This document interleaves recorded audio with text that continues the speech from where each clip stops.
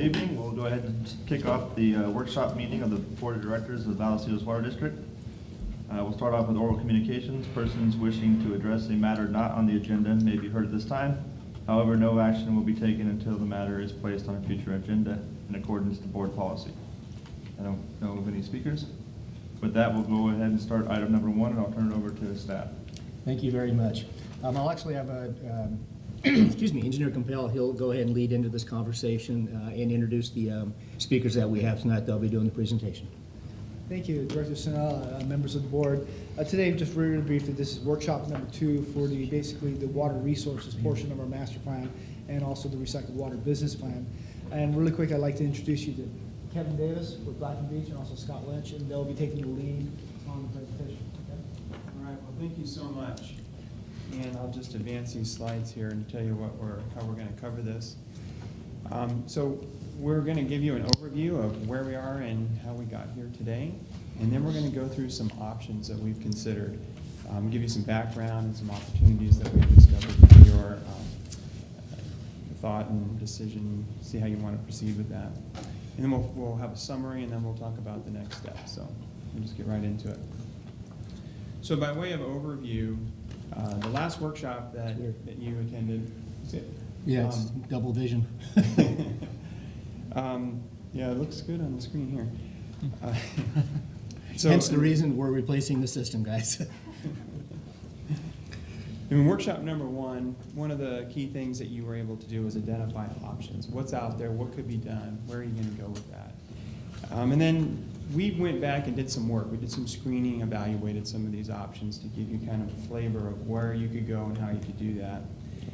And so now we're here today, and today we are going to have a workshop to talk about, really reviewing those results. And then our goal would be to assess these and pick 3 to move forward to the next step, ultimately coming up with a preferred option. And then we would come back, do our reports, and have a workshop to review those with you. So one of the things we wanted to do is just kind of let you know who we are. So I appreciate James introducing us. So my name is Kevin Davis again, this is Scott Lynch. We've both been doing these types of studies for a long time. So just for background, here's some projects that we've worked on recently that are very relevant to this project here. One of those is the 2013 Regional Water Facilities Optimization and Master Plan for the Water Authority. That looked at all the water resources and how things are going to be moving around in the future. We recently completed the Encino Wastewater Authority 2040 Master Plan. That looked at a long-range vision of what they're going to be doing, and of course, you guys are connected with them. We did the City of Escondido's potable reuse program. In fact, that program is moving right now, and we'll have a lot of projects in design. We did for Helix Water District, we did the El Monte Valley Recharge Project, the indirect potable reuse that they are considering. And so we did that study a few years back. And probably the one that you guys have seen in the papers the most is the City of San Diego's Pure Water Program. We did the planning that led to that program. If I might on that, before you go any further. When we met and kind of went through everything that they just told you are some of the options that the board's been looking at. So from getting a team that can walk in and not go through all of the exercise of what if, they're doing every one of these projects that the board identified as a potential. So we get a great benefit of the expertise that they bring to us in not having to reinvent the wheel. So it's a really good team that you've got before you, giving you the alternatives. Thank you for that. And so our goal was to take, like Dennis said, take what we've learned and apply it to the different facility options that you have, and then evaluate those and then give you some ideas. Okay? So with that, I want to turn it over to Scott. He's going to carry the heavy lifting of a lot of the presentation, and I'll help him with the Q&A. Okay, so first I want to talk just a little bit summary from the last workshop we had, the first one. What we did was we considered the supply reliability. We talked a lot about supply reliability goals, the fact that the district's on 100% imported water. You have a couple projects in the works right now with the desalination and the connection with the Liebenhain and their reservoir. So you're starting to see those improvements in reliability. We talked a little bit about goals, what might be appropriate. I don't think there was a definitive decision, but we wanted to, that's being part of this consideration when we look at these different options. We also were asked to look at both short and long term. What are things that we could do now? What are things that, you know, we need to tee up to consider doing more in the long term? And we talked about a lot of different options that were considered, mostly in recycled water, some stormwater capture. And so we've tried to articulate that as part of what we've put together today as part of a screening process. So again, there's really four.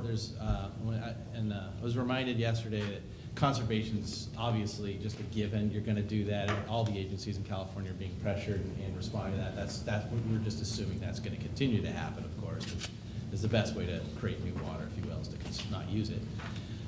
But there's really four basic strategies in here. It did say 5, but we modified that. The 4 are basically, 3 of them are recycle, potable reuse, indirect potable reuse, and direct, and then the 5th is stormwater. The 4th is stormwater or river runoff capture. So you're capturing water that's in the drainage ways and reusing that. The 5th is really looking at surface storage, but that's really not a strategy in itself. It's really just an added enhancement or option to the other 4. So we're going to talk about that in context as we go through these different 4 basic strategies. Questions along the way? Yes, go for it. I was pretty adamant about looking at groundwater. Did that not That's make? that's Oh. part of this discussion. That's Oh, going to good. show up All right, under thanks. indirect. Yeah, Yeah, absolutely. what we did, Director Hernandez, is we came up with the 4 basic areas that the board told us, because if you recall, what we talked about was, you may look at reclamation, but it also touches storage, it touches groundwater. Yep. Does it not have an impact on outfall? So every one of these, you can't look at them individually, and so when you get to the end, you're gonna see a matrix that's gonna make your eyes cross. It's pretty complex, but it is good. pretty, because it's got a lot of colors. So that's where they all tie in on an individual basis by category. Thank you. So we had to establish some criteria to say, how are we going to screen these? What are the things we need to consider at this moment in time as part of this process? One is water supply reliability. How much water could one of these opportunities produce that would, reduce your imported water demand ultimately? Any environmental benefit, that would either be a direct use benefit, meaning you're using the water to enhance an environment somewhere, and then a little more of an indirect benefit, and that would be the reduction in wastewater discharge ultimately to the ocean. So obviously for all the molecules of water we can capture and reuse locally, that's just less molecules going out to the ocean, and that's a benefit.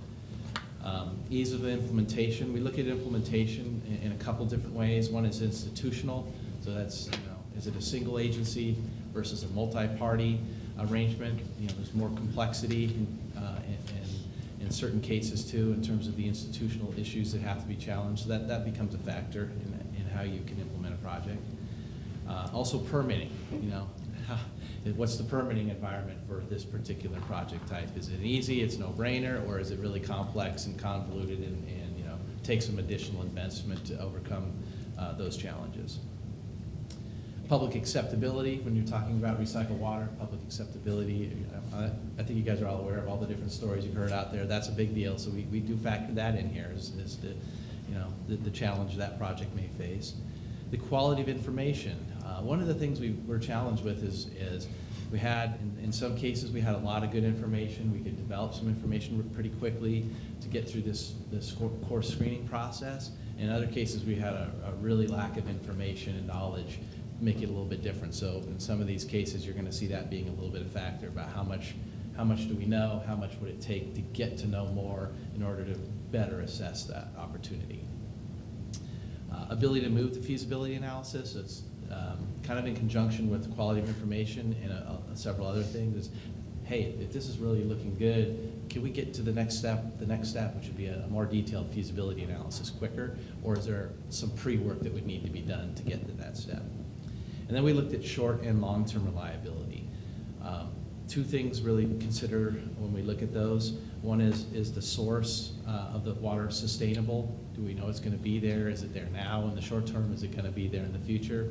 And then the demands, and we'll talk about what that means in the different contexts, but in some cases, some demands or uses may not be there yet. They're going to be in there in the future. In other cases, those demands are there now, but there's some uncertainty whether those demands will be existing in the future.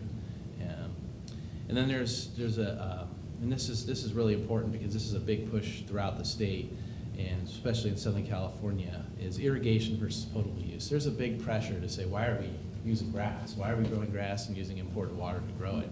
And so that's a sustainability question in terms of reliability. If that's really a push and we continue to need more water, does it make sense to be capturing recycled water and using it for irrigation purposes when 20, 10, 30 years from now, that we might decide, well, that's not the best use of that water, we should be drinking it. So that becomes a factor too. So any questions on that? Okay. So the first strategy we looked at was non-potable reuse. Just a little bit of background on, and I'm going to talk a little bit as we go through these, give you a little bit of background of what we found, what we know, and discuss in more detail kind of a broad overview of what we think these opportunities are, and then some specifics as to what we think the specific opportunities for VWD might be. So background, the Metal Arc plant is currently selling to Carlsbad and Leeuwenhoek under an agreement that ends in 2025, and after 2025, unless there's an update or amendment or replacement of that agreement, it would just continue as is on a year-to-year basis.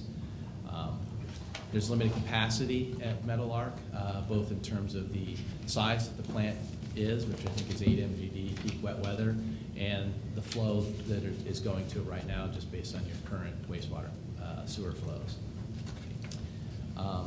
We looked at some previous studies, and we also did a little update on the data we had from the most recent year in terms of looking at potential non-potable users. So it's looking at your irrigation meters, and that included both typical irrigation meters, parks, golf courses, schools, anything that had an irrigation meter, and then also some ag customers that were in your database. There's about 1,000 acre-foot of users of what we call sizable, meaning 20 acre-foot or larger. We don't look at the small ones because they just get really expensive and not very cost-effective to hook up half acre-foot users along the way. You would hook them up if there was a pipe along the street typically, but you wouldn't go 2 miles out of your way to hook up a small homeowners association yard. So those are the larger, these are kind of what we call the larger demands. It's only 1,000 acre feet, so it's not very big compared to other districts. There's also some limits on the future users. You have ag customers. Likely those ag customers won't all be there in 20, 30, 40 years, that they'll develop the land. And so some of that use may go away. So what are the benefits and challenges of non-potable reuse? You improve your water reliability a little bit. You only have 1,000 acre feet identified. There may be some more, maybe another 500 or so if you looked at future development, but with the ag going away at some point, there's a small amount relative. If I could, just to put it in Yeah. perspective, right now, we're selling about 18,000 acre feet. So that tell you what that percentage is of reclaim versus total demand. There's a little benefit to Encina treatment expansion costs. The challenge with non-potable is when it's raining, nobody's irrigating with the water, so all that water still's got to get down the sewer and get out the outfall. So there may be some benefits in the way you plumb things, and you can store some water, but it's a small benefit compared to all the rest of the wastewater that would need to be discharged. You get a little benefit as well in terms of reduced outfall capacity needs, but not too much again, because you're not able to use that water in the wintertime when it's raining, which is exactly when the sewers are at their peak flows. It is easier to implement. Public acceptability for outside of a very few communities in the state of California, most places have no problem, enjoy, and like it when there's you're being green and doing recycled water. In cases of future developments, sometimes the developers can be conditioned or will work with you to provide some of the basic infrastructure around their properties so that you can easily hook them up. You don't have to go through a conversion process like an existing user would. And you're already meeting regulations. So the Metal Arc plant already produces recycled water for Carlsbad and Leeuwenhoek. So that, from a regulatory standpoint, that's pretty easy to do. Some other benefits and challenges. It would require some strategy when considering how to deal with existing customers and how to convert them. Some customers maybe not be willing, or may need to be incentivized financially to make the conversion. And then the future development. How do you work with future development demand users to get them onto a system? Right now, you don't have a lot of water available till 2025 because of the agreements with Carlsbad and Leeuwenhoek. There's not growth, so between now and 2025, you would need growth to generate more wastewater to have more supply to be able to serve more demand, if that, so they kind of go hand in hand, right? The more wastewater we generate, the more we can use. One of the other challenges, the city of San Marcos currently serves several larger users with groundwater on and off, so those are some that, they're getting what they would consider free water because they're just pumping down the ground. So that may be a challenge. How do you work with an entity like that to try to serve recycled water where you're going to want to charge them some amount of money, maybe less than potable typically, but they're going to look at it and say, I'm getting free water, so what's my incentive? That's a challenge. And you're not the only district that has these challenges. There's a lot of places where that happens, and it's not an easy thing to handle sometimes. Not all the demands we talked about are sustainable. The ag demands, they may go away someday. So you invest in infrastructure to serve them, and then they go away. Now you have stranded assets. So that's always a challenge to grapple with. We don't know what the agriculture demands are. We didn't have that ready data available, but some ag types may not like the water quality. They may have very specific constituents that are concerned with the type of crops that they're growing that may have to be addressed. So there may be some additional treatment, or there may be some customers on that list that may not be able to take the recycled water very easily, or a reduced amount. The other last couple things, the irrigation demands, you're not serving potable water. So it goes back to that water reliability, sustainability of, do we really want to invest in something where we're just irrigating with it versus putting it in our potable supply where we can drink it and have a more sustained supply, or water source. So here's just kind of a summary chart where we kind of rank things from a high, medium, low perspective in terms of the potential benefit and challenges to the criteria. So non-potable scores really well with public acceptability and really good information out there because we have the billing records, and it syncs up with previous studies the district have done. It's not so good because of water reliability and environmental benefits because there's just not a lot of demand out there within the district for this type of program. And then the long-term reliability, there's some risk there because the customer types could go away and you might have stranded assets at some point. Yes? How much would this change if we expanded Meadowlark? You would still have, let me go through the options, but you would still have the concern of the users, of who's actually using the water. So you have existing irrigation customers, some of which schools, I shouldn't say that. Schools and parks can go away at times. They're not a given, but they tend to last a long time. Agriculture demands can go away really fast. So on the non-potable side, that's more of the risk is the customer type than it is where we're going to get the water from. We know the water, we have some water available now in Meadowlark, not a lot, but there's some because you have existing sales. And we know there's going to be more as the district grows and more wastewater is generated. That's not so much the concern. It's where are we going to use it, and will those users still be there 20 years from now, when we've invested in this infrastructure? That's more of the challenge, I think, in this district, because you just don't have a lot of large-scale demand. Say, well, even if we lose a few, we have others. You don't have a robust number to really, what I would say, feel comfortable to know that that investment is going to play out. Now, the options we looked at for non-potable, one is to just continue to just be wholesale only to your neighboring districts. Another option would be to expand the Meadowlark plant and to serve to serve your own customers. And there are 3 or 4 customers near that plant that could be served. We didn't put a cost together for it, but there's reasonable that you could serve those either with the existing supply that's available now, possibly supplemented, or certainly with as more wastewater is being generated over time, those you would have a sustainable supply. Option 2 would be a brand new water recycling plant somewhere probably central to the district that would serve all the users we identified, all 1,000. And that was something that was considered in, I think it was a 1992 study that they called Option 5. Yeah, let me interject a little bit there real quick. The 92 master plan, The board back at that time wanted to look at going basically 100% recycled. And the rationale was, we had just finished, I think it was the 91 or 92 master plan. They had 4 alternatives for wastewater options. After the board adopted the master plan and we went through it, they went back and said, let's look at another option. And it became coined option 5. And the next time you guys are at Encina, bring up the in or out option. So we had the in or out option. So we had In-N-Out Burger, all kinds of stuff, because Encina was not sure if they were gonna expand or not expand. Because if Vallecitos built option 5, which was right out here in the parking lot, that's why we bought 65 acres. We didn't need it for this building, obviously. We needed it for a treatment plant. So a Title 22 treatment plant with nutrient removal, biological nutrient removal to get down the phosphorus and the nitrates to a very low level was going to be built right next door.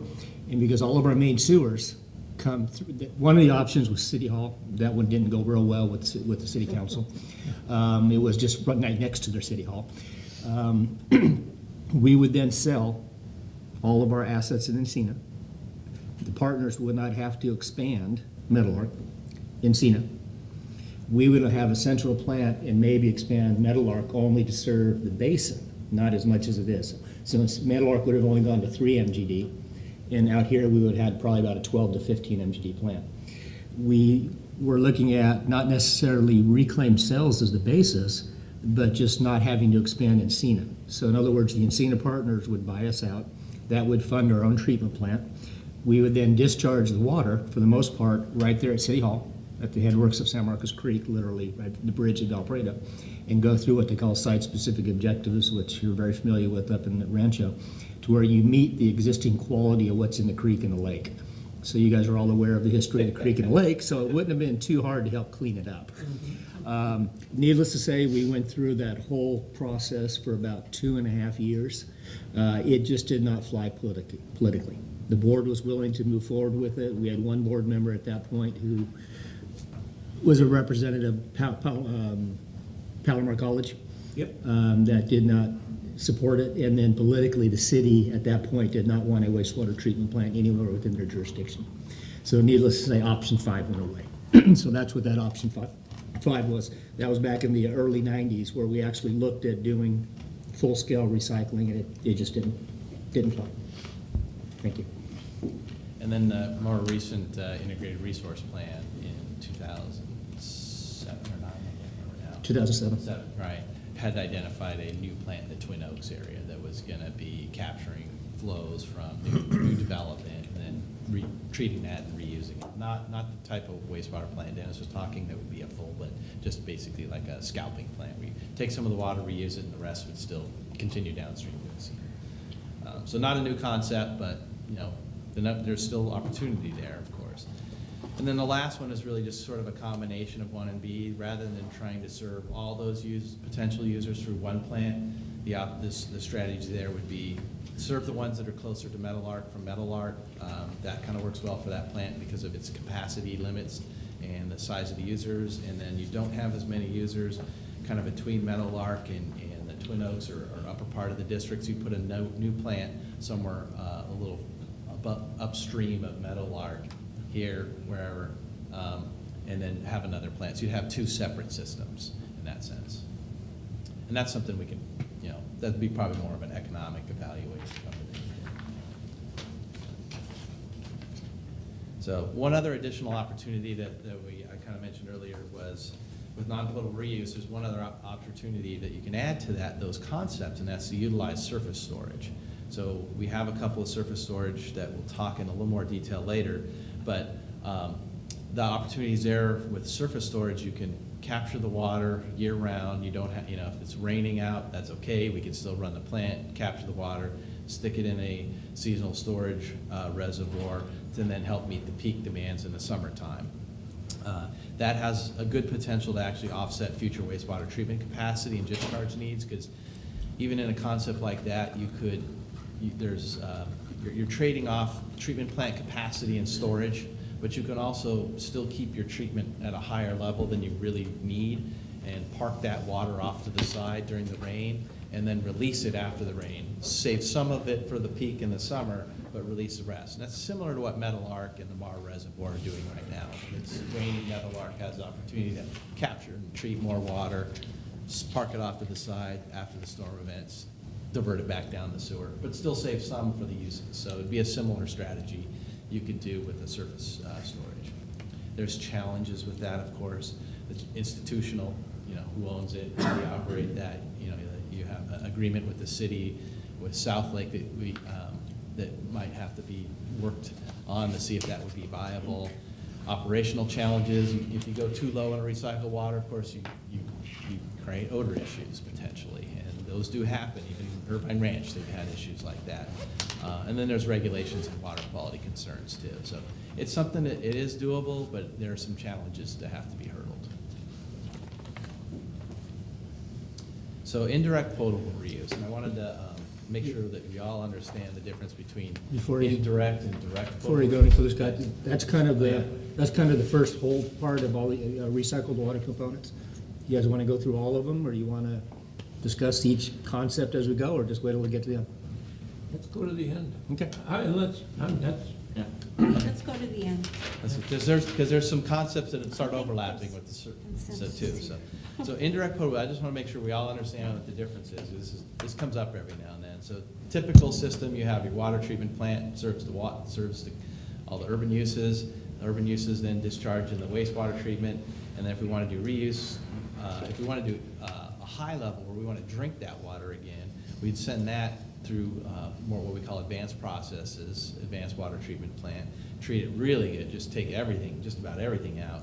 And an indirect potable reuse concept, we would send it through a natural environment. Typically that's either a groundwater or a surface water, and that creates blending or dilution, so you help dilute that water with other water sources.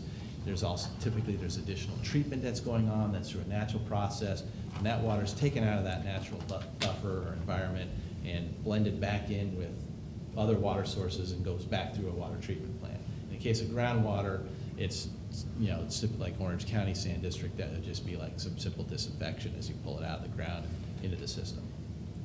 But with the direct potable, that natural environment's removed, and we put that water straight into the potable system.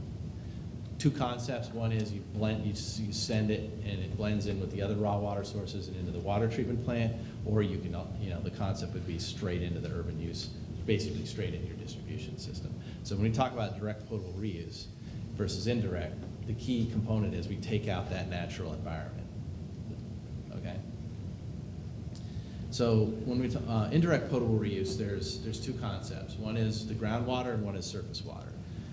For groundwater, California recently finalized those pending regulations that basically, and the key things there's a lot of requirements, but the key things are blending or dilution and the retention time that's required.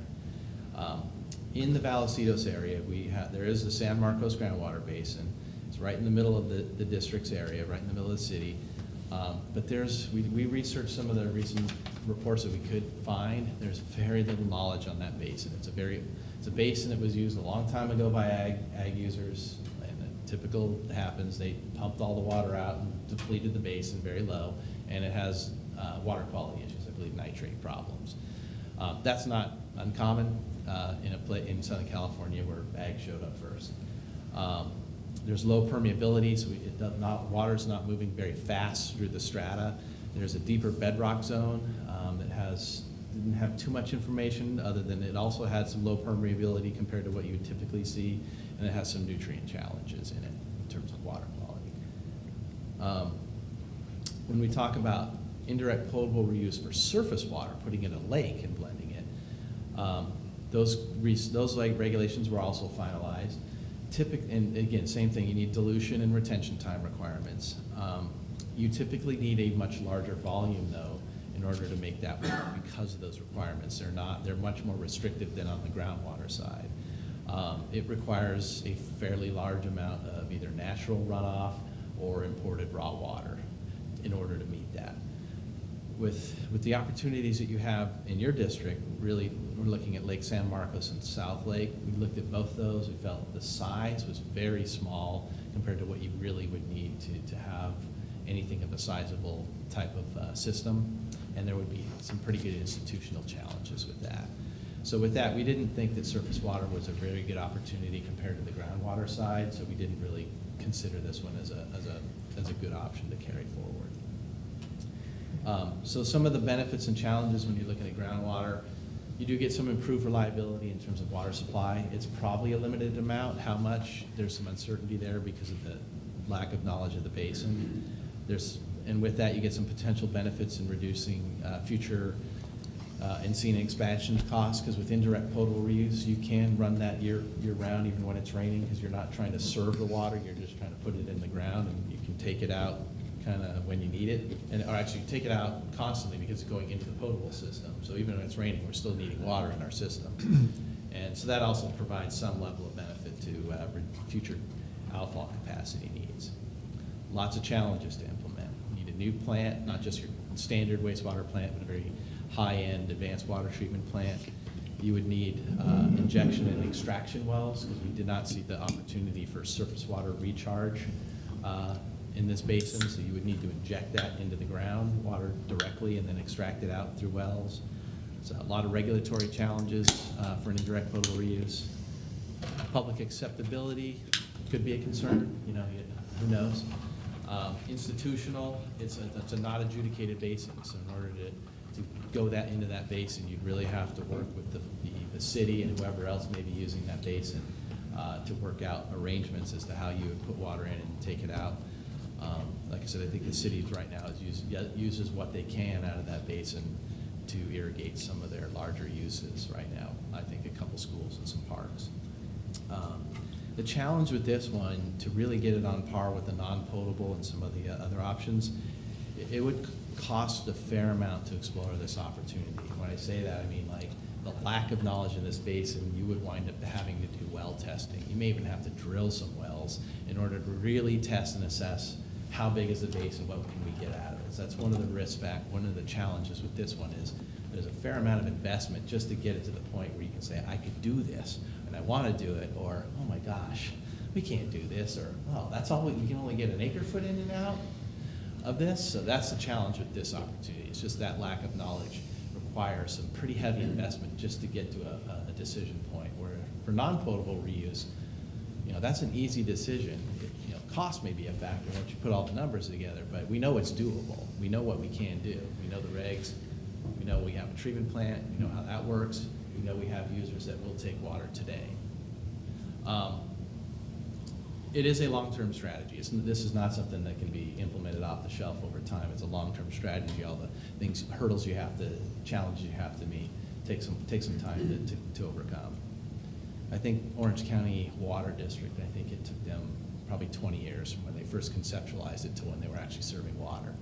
So now it's a really huge system, of course. It took a long time to build the plant, but just the hurdles you have to go through, and they obviously were kind of breaking the mold in the state of California doing it too, so that's part of it too. But it's some challenges. So, our assessment of indirect potable reuse, there's a lot of challenges that kind of make this sort of a low-end opportunity for you. The two concepts that we did come up with, one would be a VWD only, which is really just focused on the San Marcos Basin. So the key components there would be a new central advanced water treatment plant and injection and extraction in and out of the basin. Those would be the key facility needs. The other opportunity would be a new treatment plant, and then you convey that to Escondido's IPR system. The challenge there is Escondido is very far down the road and committed to doing something, and they may or may not be interested in partnering. It would have to be a conversation you'd have to have, and it might be a little bit of a short-term situation too, in that they may say, okay, today, but after 20 years, we want that capacity because they're a growing agency, and based on our knowledge of their system, they may need to have as much capacity in their system to deal with their growing wastewater flow needs. So that's a challenge with that one. And at some point, Escondido system, if they continue to grow their indirect potable system, they start getting into outside the boundaries of the current regulations of indirect potable reuse, and they start getting into It's not quite direct because they still go in a lake, but that's something they're gonna have to work out if they need to keep using that system and putting more water in. And that obviously would be a challenge to a partnering agency. So any questions on indirect potable reuse? Yes. Yes. On two occasions, and I'm sorry I got here late, That's okay. but on two occasions you brought up the regulations have been finalized regulations, but yet we didn't see either what the finalization was. So, You have as two part- different slides. Yeah, I don't want to go through the details, but last summer, the governor, as part of the Emergency Response Act to the drought, the state was working through their typical process of promulgating these new regulations, because they've been guidelines for 20, 30 years, and they were going through their review process. It had already been vetted once or twice through the entire state publicly, and the governor said, as part of the drought, said, it's done, finalize it, and snap, it was done. So those regulations, before it was always a guideline, and agencies always had this concern that if they were invested in this groundwater type of a system or surface water, because it wasn't a regulation, it was just a guideline, they were kind of like playing poker where the guy in charge could change the rules on you. And so these are now regulations.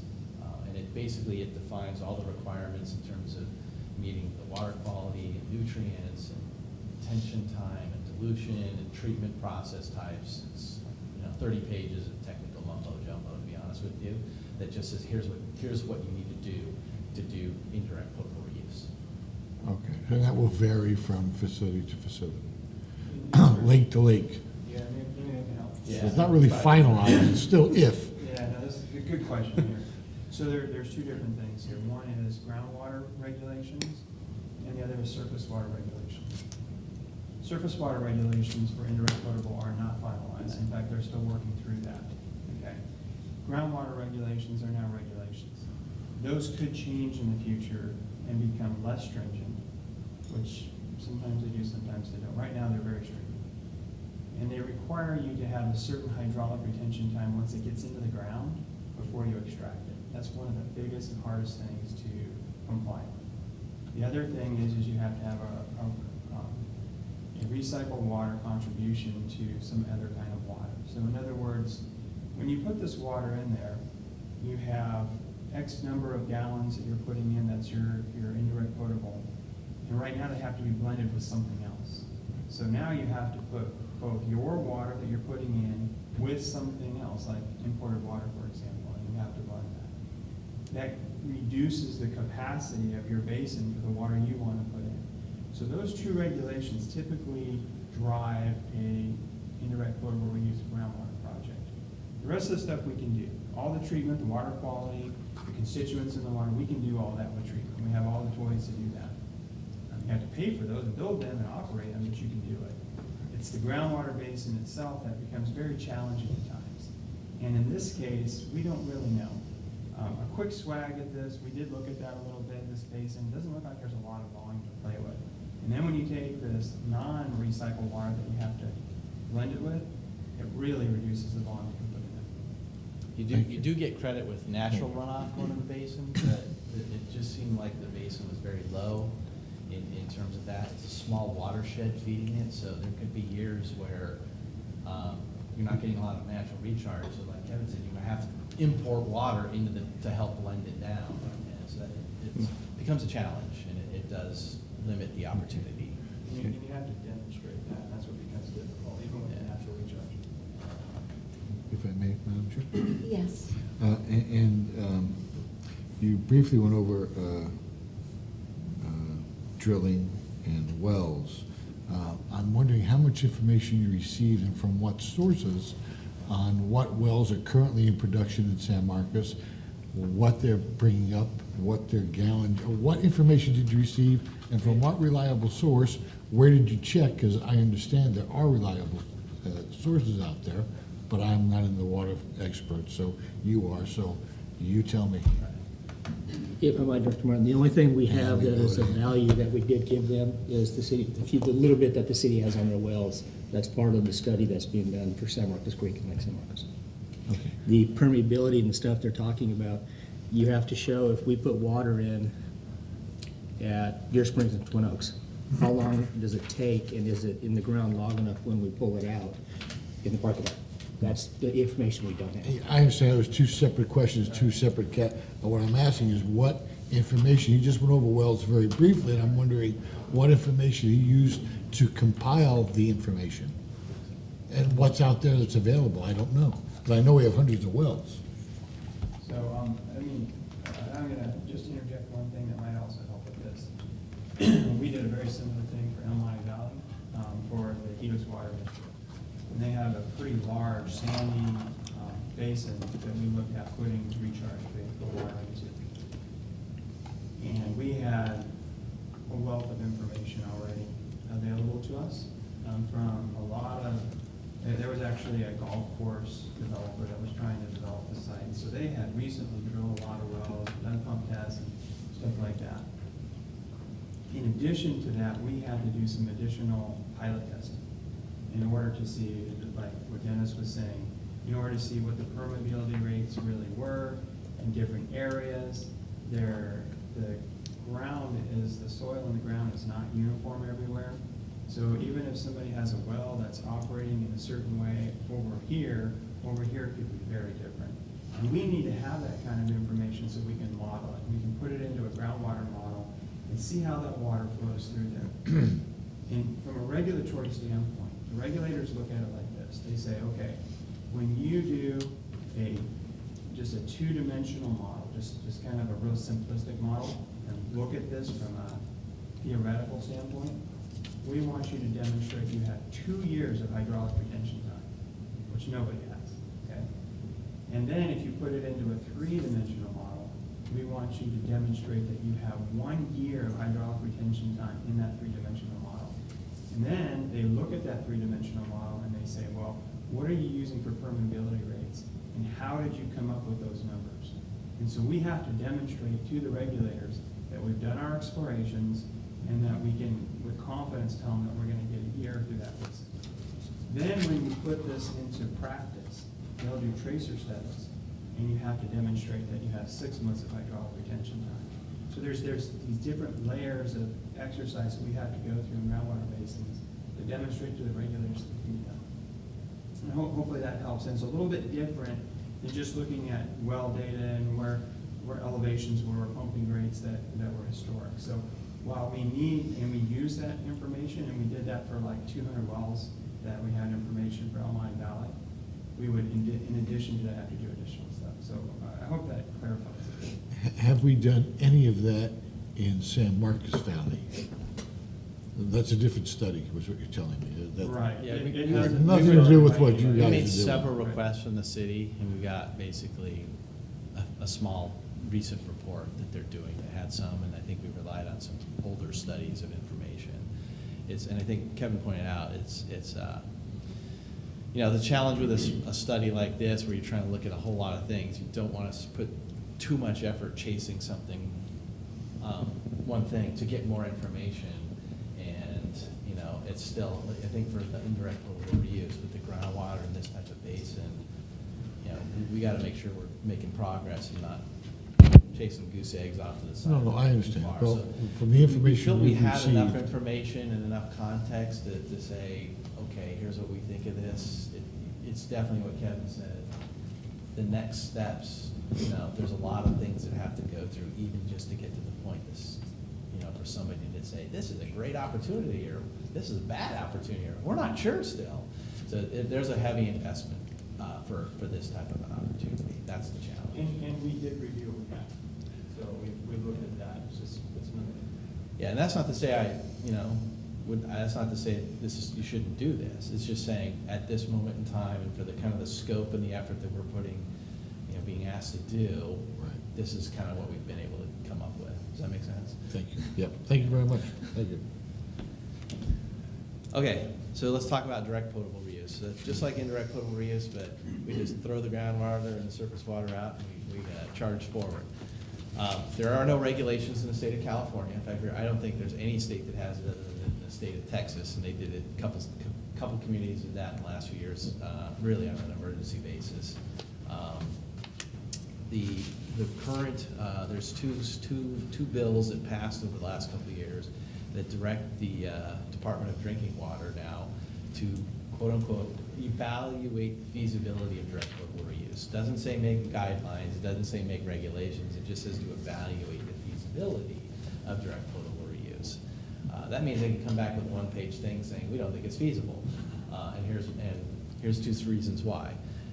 So the state of California tends to be a little cautious and conservative when it comes to these things, although we also lead the other states in reuse, so it's kind of an odd mix to say that. But by 2016, they're doing that. The Water Reuse Association, which I think Vallecitos may be a member of, they have a big direct potable reuse initiative. They're investing a lot of research money into the challenges of direct potable reuse and to try to move that along. So their expectations, even though the law says evaluate feasibility, the expectations of the reuse community and the Water Reuse Association in particular, and California Reuse, the section, they're gonna hope for a much more meatier outcome, if you will, as a result of this requirement. It may not be regulations, but it may certainly be a path forward to say, here's what we think we can do, here's what we, let's keep studying this and this, and so there's a push to make this happen. So that's kind of the regulatory status of direct potable reuse. Vallecitos hasn't looked at this before in the past. The nearest similar opportunities are what Escondido is doing, which is it's an IPR project with a view towards, if we keep getting more wastewater beyond, or certain of our projections that are kind of our conservative projections say we're going to get this much wastewater, they will wind up being in the past. I won't say it's direct potable reuse because they would probably still use their surface water as a barrier, but they would be exceeding those retention and dilution blending requirements. So they would kind of regulatory-wise move outside of indirect potable reuse and into direct potable reuse. And then the other one is City of San Diego. Everybody's aware of their San Vicente Reservoir project. That's an indirect potable project. But as part of that process, near the end, they started thinking, well, that's a long pipeline going a long way uphill. Well, what if we just took that water and stuck it in, put it in, shorten the pipeline a whole bunch and stick it in our distribution system or stick it in the front end of a water treatment plant? So they've looked at that too. I don't know what their current thinking is in that, but that's locally, that's pretty much it. And part of it is just communities, just unlike the 2 in Texas, we're not that desperate for water that people are pushing into the state to say, I need to do this now. That could change, of course. We're only in year 3 of a drought. We could get more years. So what are the benefits and challenges? Obviously you get a huge improved reliability because you could really size a plant to really capture and treat as much flow as possible and stick that straight into your potable system, not even going irrigation with it, but drinking it. You'd definitely would get a benefit on reducing future expansion costs at Encina because you would be diverting that wastewater out of the outfall to the plant, and you would reduce the outfall need because you just intercept that flow before it gets into your outfall system. Challenges, of course, it's a high-tech plant. It's high-tech or even more high-tech than indirect potable reuse because we don't even know what the regulations are, so it's probably even more high-tech than we think it's going to be. Regulatory doesn't exist, so that's a challenge. Public acceptability, that clearly would be a big challenge, and there's no history in the state. So obviously it's a long-term strategy. It's not something that anybody, much less Vallecitos, is going to say, I'm going to go do this, and 10 years we'll be drinking our wastewater.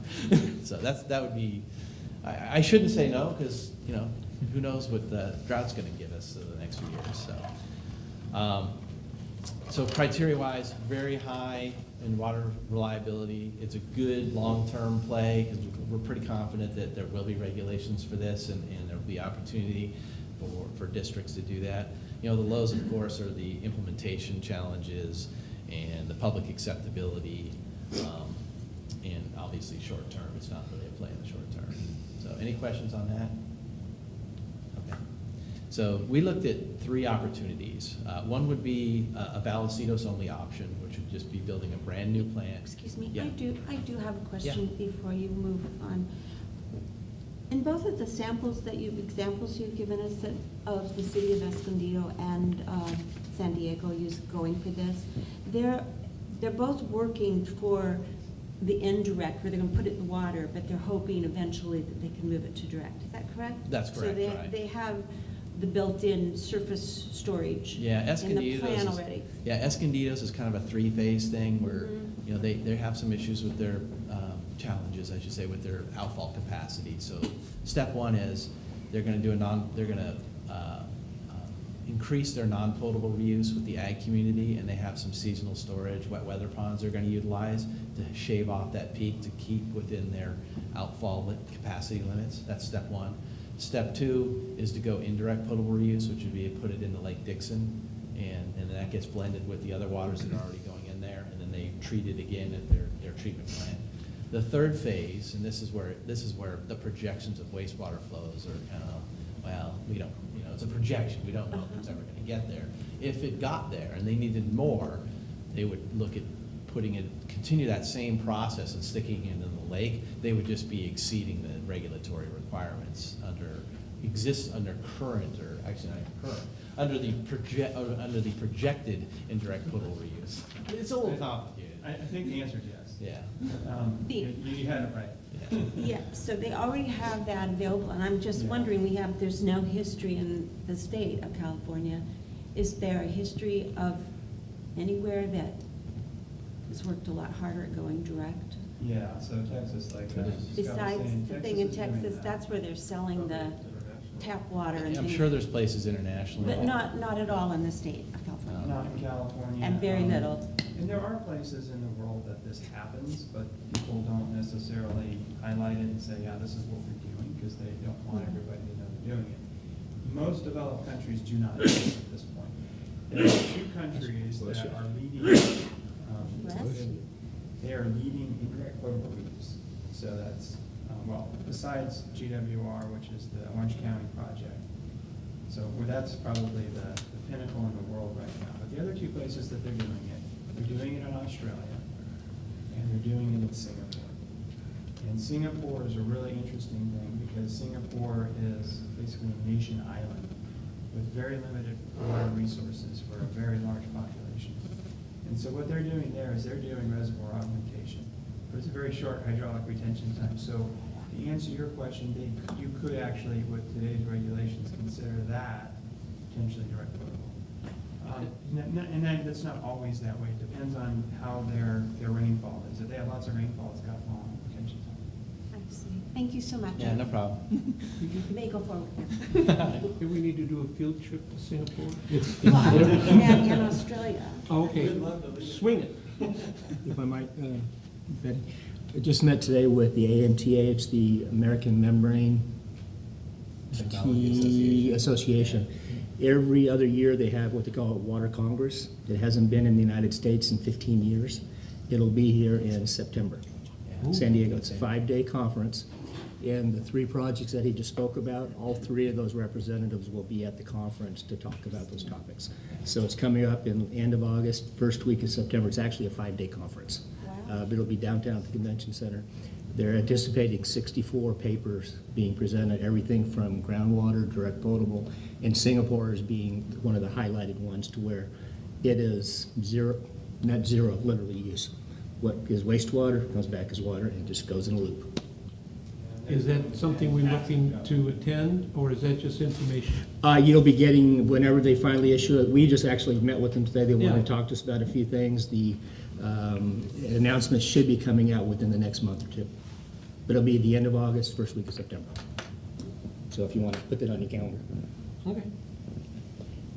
So long-term, we saw 3 primary opportunities. One would just be a district-only option, so you'd, capture your own wastewater, treat it in your own plant, and probably convey it to like the Twin Oaks tanks. That way it does get some blending with the potable water, and that feeds your distribution system.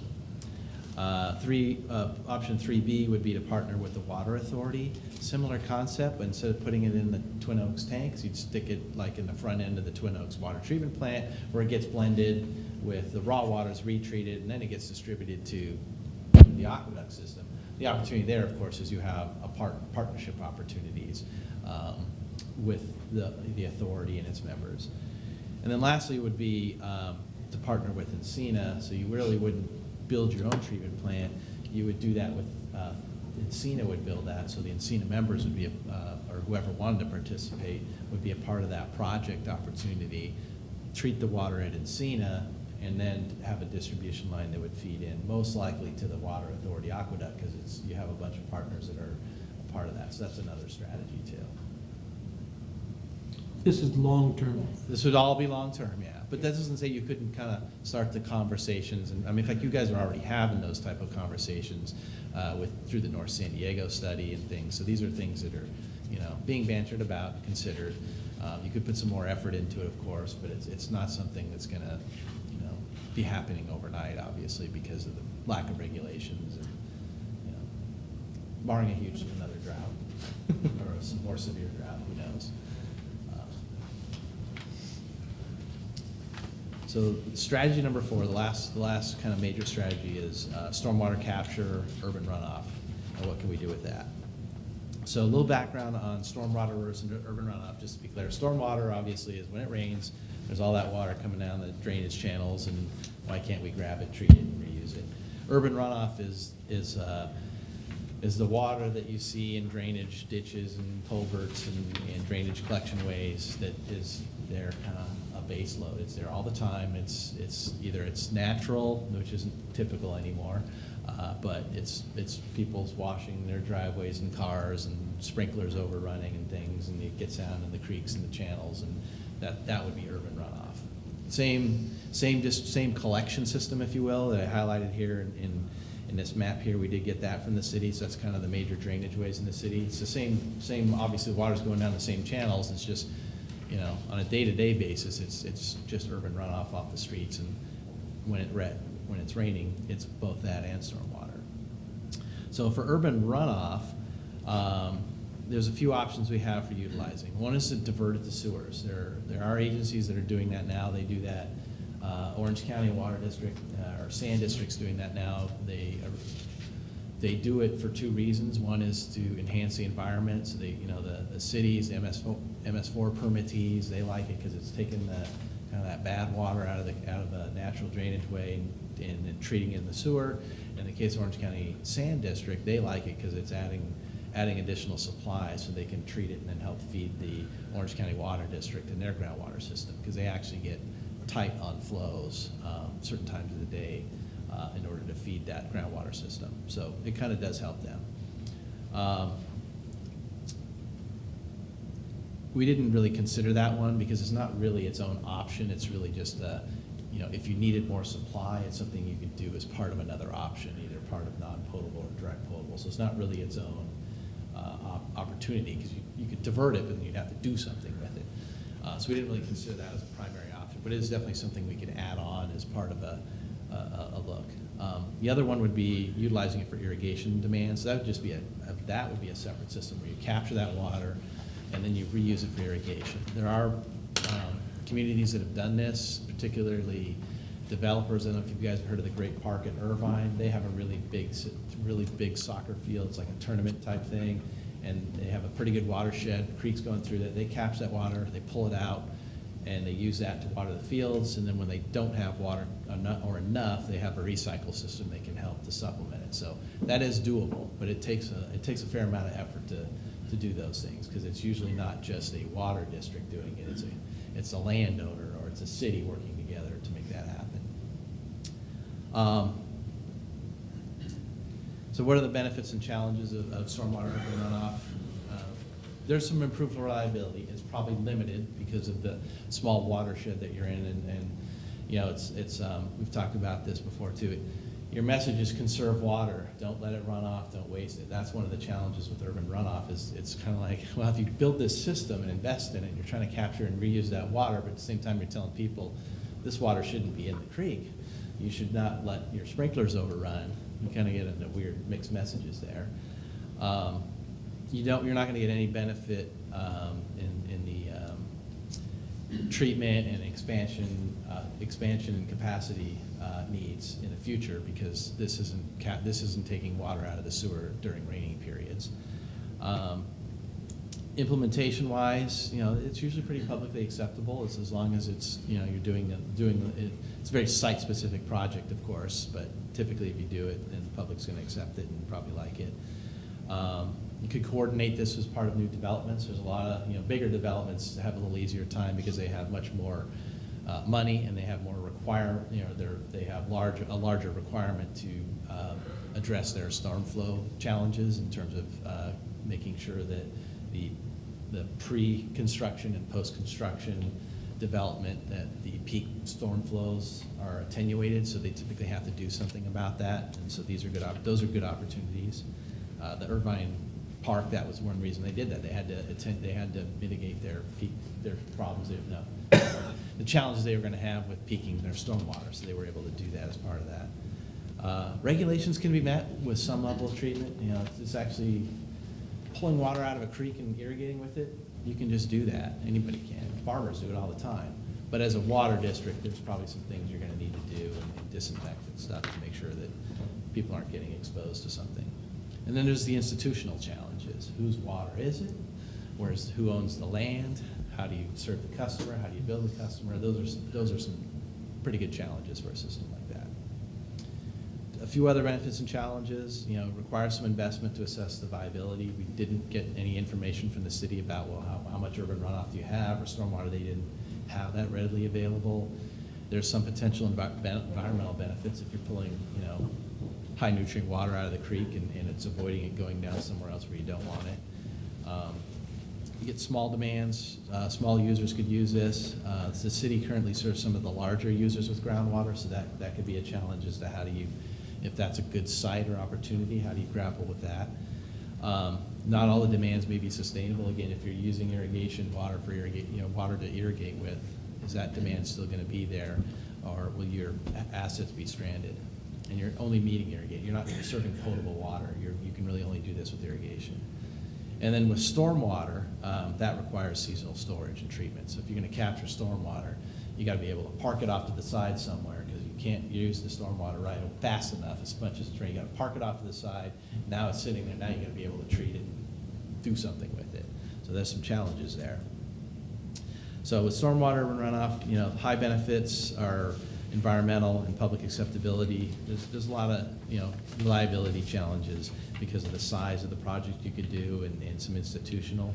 It's doable, but it would take some effort. So any questions on that? Then we have a couple proposed opportunities. Okay.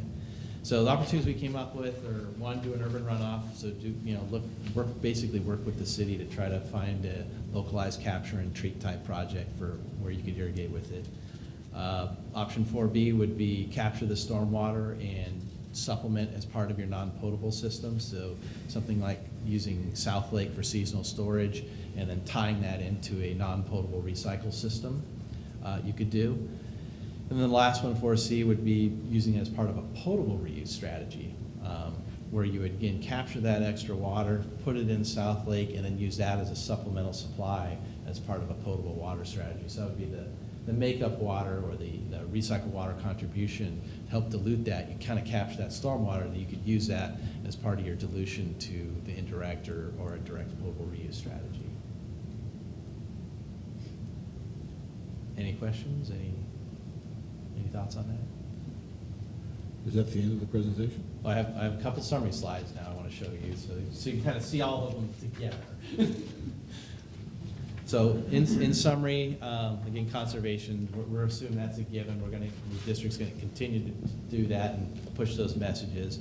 4 basic strategies: non-potable, indirect, and direct potable reuse. And we have the stormwater / urban runoff. And then, several of these options have surface storage opportunities associated with it. So when I went through and showed you all the red, green, yellow, good, bad, I wanted to say, well, how do we look at this? So I said, well, let's just put it all together so you can kind of use this as a talking point and turn it over to you guys. Say, well, we'd like to hear what you think, and if you have some strong feelings and directions about what you like or things you don't like in terms of the opportunities. So this kind of gives you a scoring. This is kind of all those sort of quantitative evaluation pulled together. So I open it up to the floor.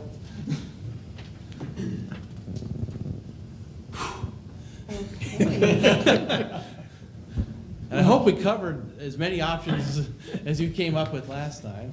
Nothing's gonna happen next week. Is that what I'm reading here? Yeah. Yeah. At least 2 weeks out. 2 weeks, 2 weeks. They approach it from two ways in the board's direction. One is short term, what can we do right now and work towards? And the other is what do you want to plan to in the long run? Which one is the short term? The shortest term would be all your Oh, yeah. non-potable. The non-potable? Yeah, that would be your shortest term. And, one of the things I'd like to just kind of throw out to you guys for comparison purposes is a lot of the people doing recycle that's different than non-potable, so it's the potable reuse stuff. They have lots of toys to play with, or they're avoiding some really big cost. So let me give you an example of what I'm talking about. City of San Diego has been looking at a potable reuse project for 20 years. One of the biggest reasons that is driving them to do that is because they have a liability at the Point Loma wastewater treatment plant.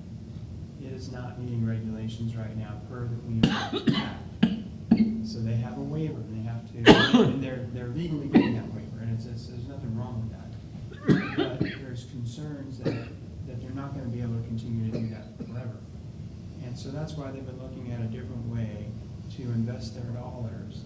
Rather than spend $2 billion and going to a full secondary treatment plant at Point Loma, they'd rather take that money and invest it in generating water. So that's what's driving them. They have all the toys. They have water treatment plants. They have wastewater treatment plants. They've got reservoirs, all of which make potable reuse a lot easier to do.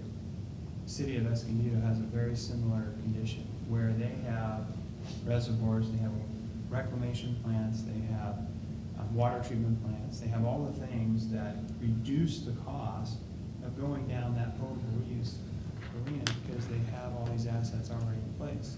Once again, they have a driver. They have a $400 million outfall cost looming right now, and they'd rather take that $400 million and invest it into creating water that generates revenue and reliability.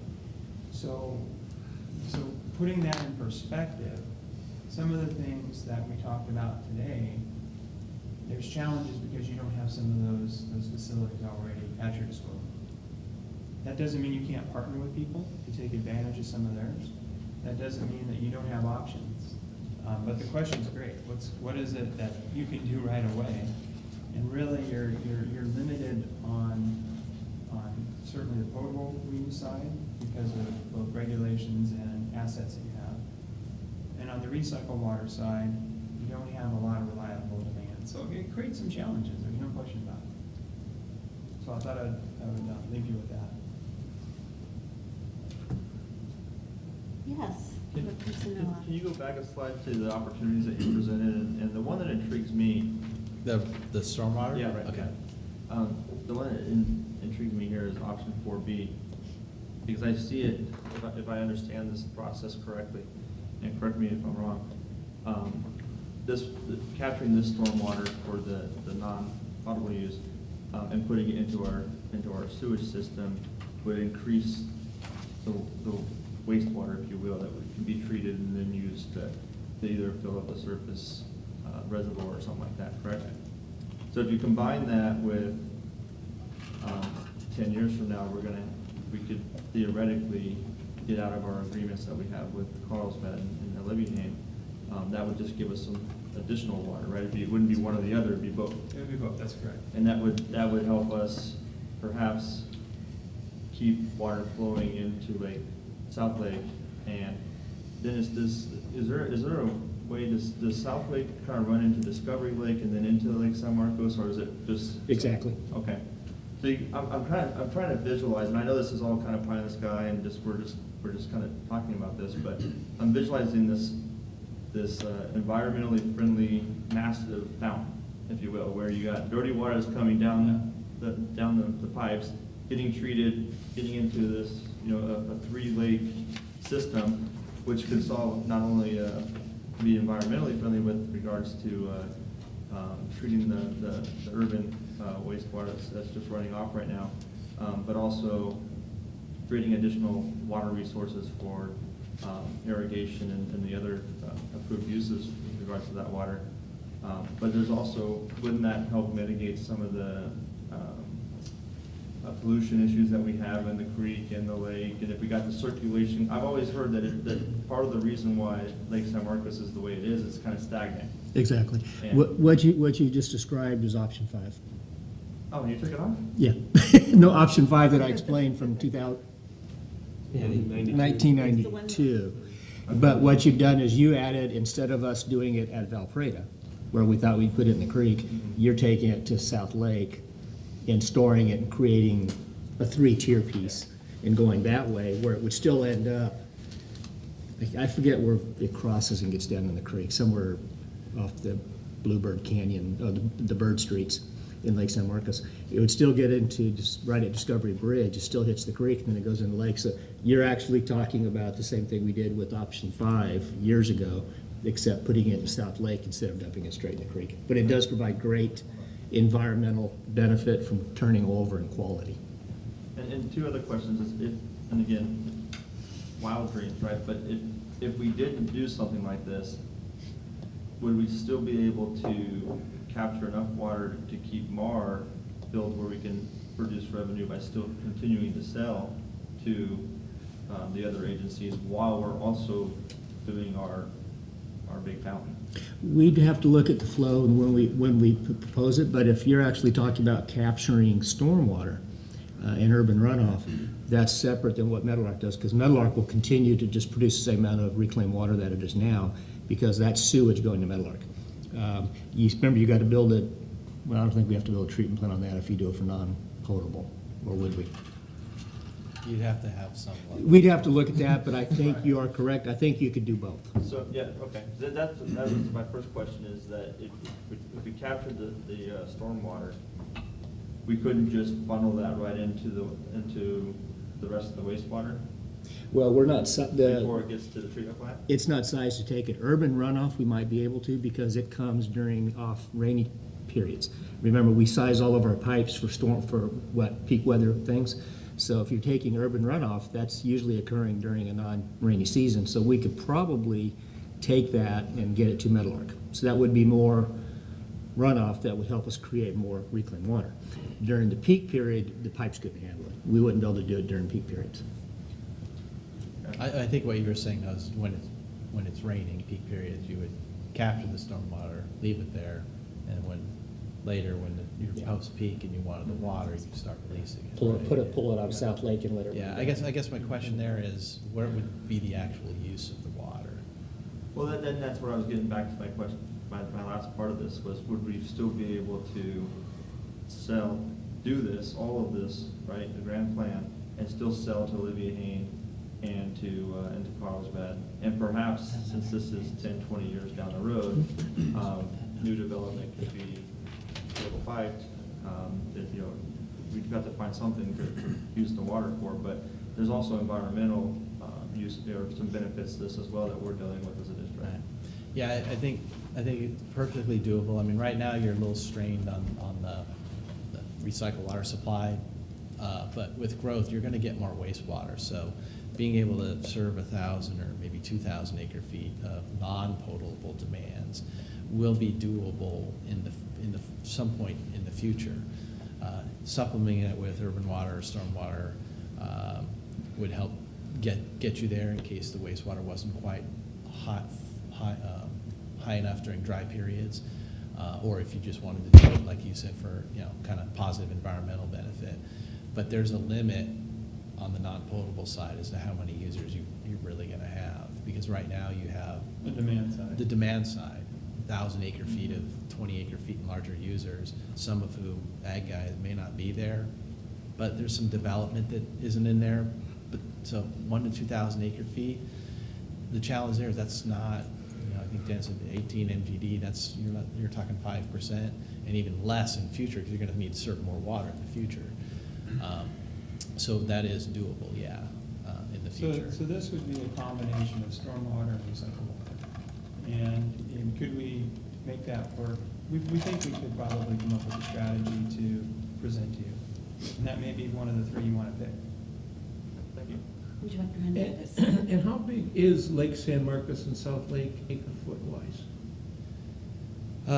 Pulling the number out of my You know, Lake San Marcos? 75 million gallons in South Lake, so that's 210 acre feet? Yeah, no. 210 acre feet. And I want to say Lake San Marcos is around 85 million, so probably 220 acre feet. Yeah. And what is, you said it just wasn't enough, what would be enough? From a indirect potable reuse standpoint. So I'll give you some comparable numbers, and then you can kind of gauge it. So the city of Escondido's smallest reservoir of the two that we're looking at is about close to 4,000 acre feet. And so we're in a much different scale at a couple hundred acre feet than we How are many for- MGD, how many? And then we would put into that somewhere between 4 and 10 million gallons a day. And you're looking at, we could do smaller, even if we did 1 million gallons a day into a direct potable or indirect potable reuse program, you'd have to probably have a bigger reservoir than 200 acre feet to make it work. Right, and of course, I've been the one to project a couple of additional lakes between South Lake and Discovery, ultimately adding Lake San Marcos. And seeing that this is a build, in my mind, it's a building block of opportunities, because ultimately, we're gonna be at direct potable. Well, maybe 20 years or 10, depending upon what the push is from the drought issues and the reliability of water. So whatever is done would want to be done so that it's not a throwaway, but is in fact part of an overall strategy. So when you finally do get there, Right. you have just the last piece to put in. Greg and I are part of the Encina board, and of course, they're talking about ultimately putting a recycle plant there, putting that water over to the desal plant, pumping that up back to both us, because we have a contract, and San Diego County Water Authority.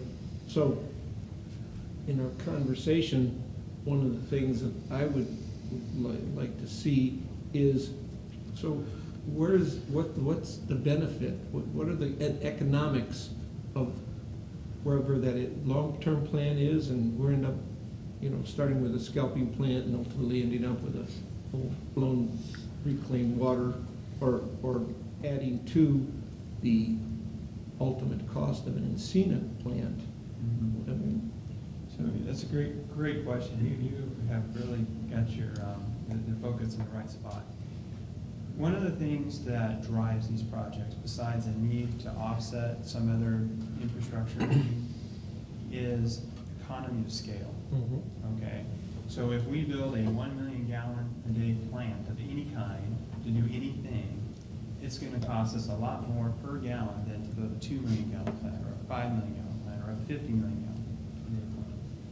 So Encina, and we did their 2040 master plan, I think I told you that, so we kind of looked at this a little bit. They've got a lot more flow than you do here, and it's more consistent, and they can scalp it, and they can do different things. Some of it's being used by Carlsbad today for their recycled water system, and they're looking at doing some expansion here.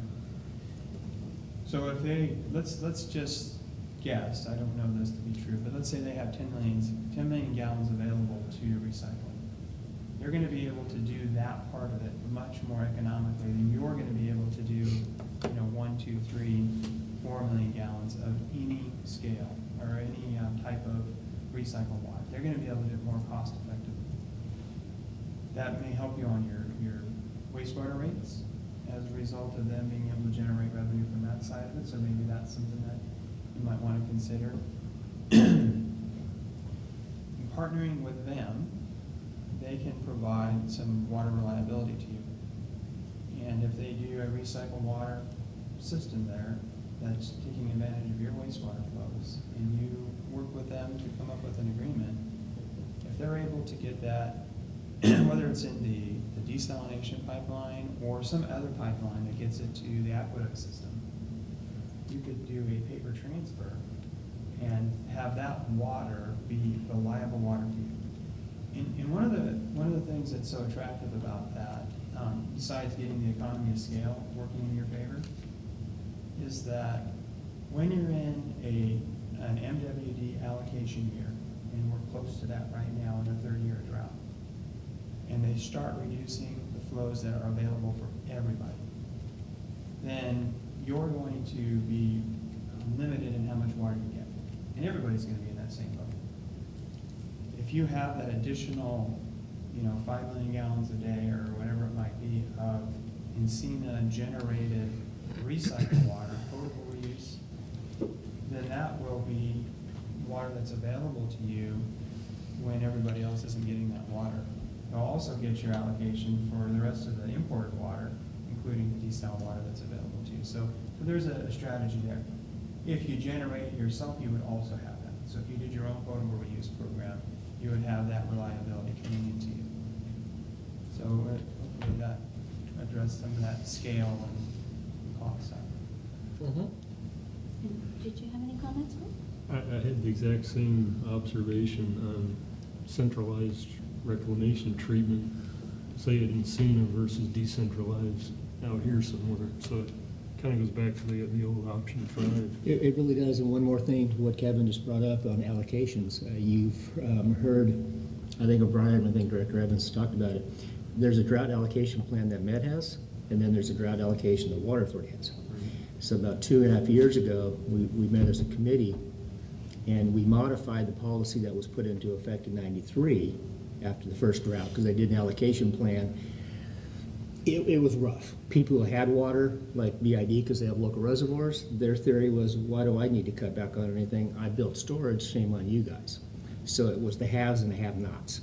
Well, we went to that drought, we went to the 97 drought, and we found that nobody ever even came close to losing a significant amount of water on allocations.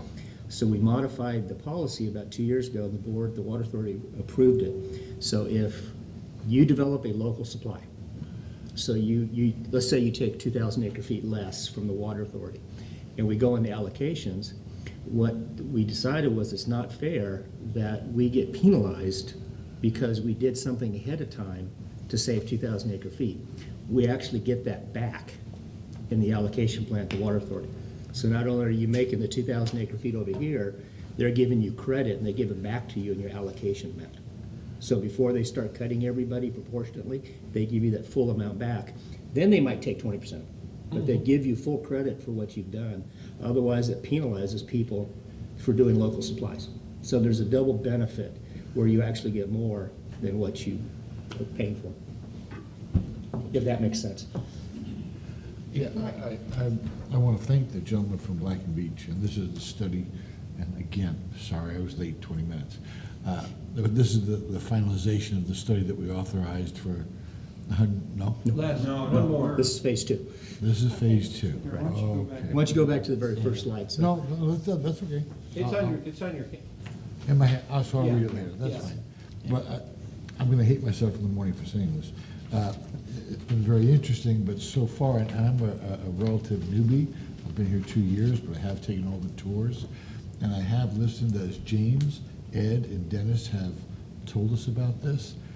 I haven't seen, so far what I'm getting from you is verification of what our staff has already told us. But I've been here 2 years, so I've had time to listen to them.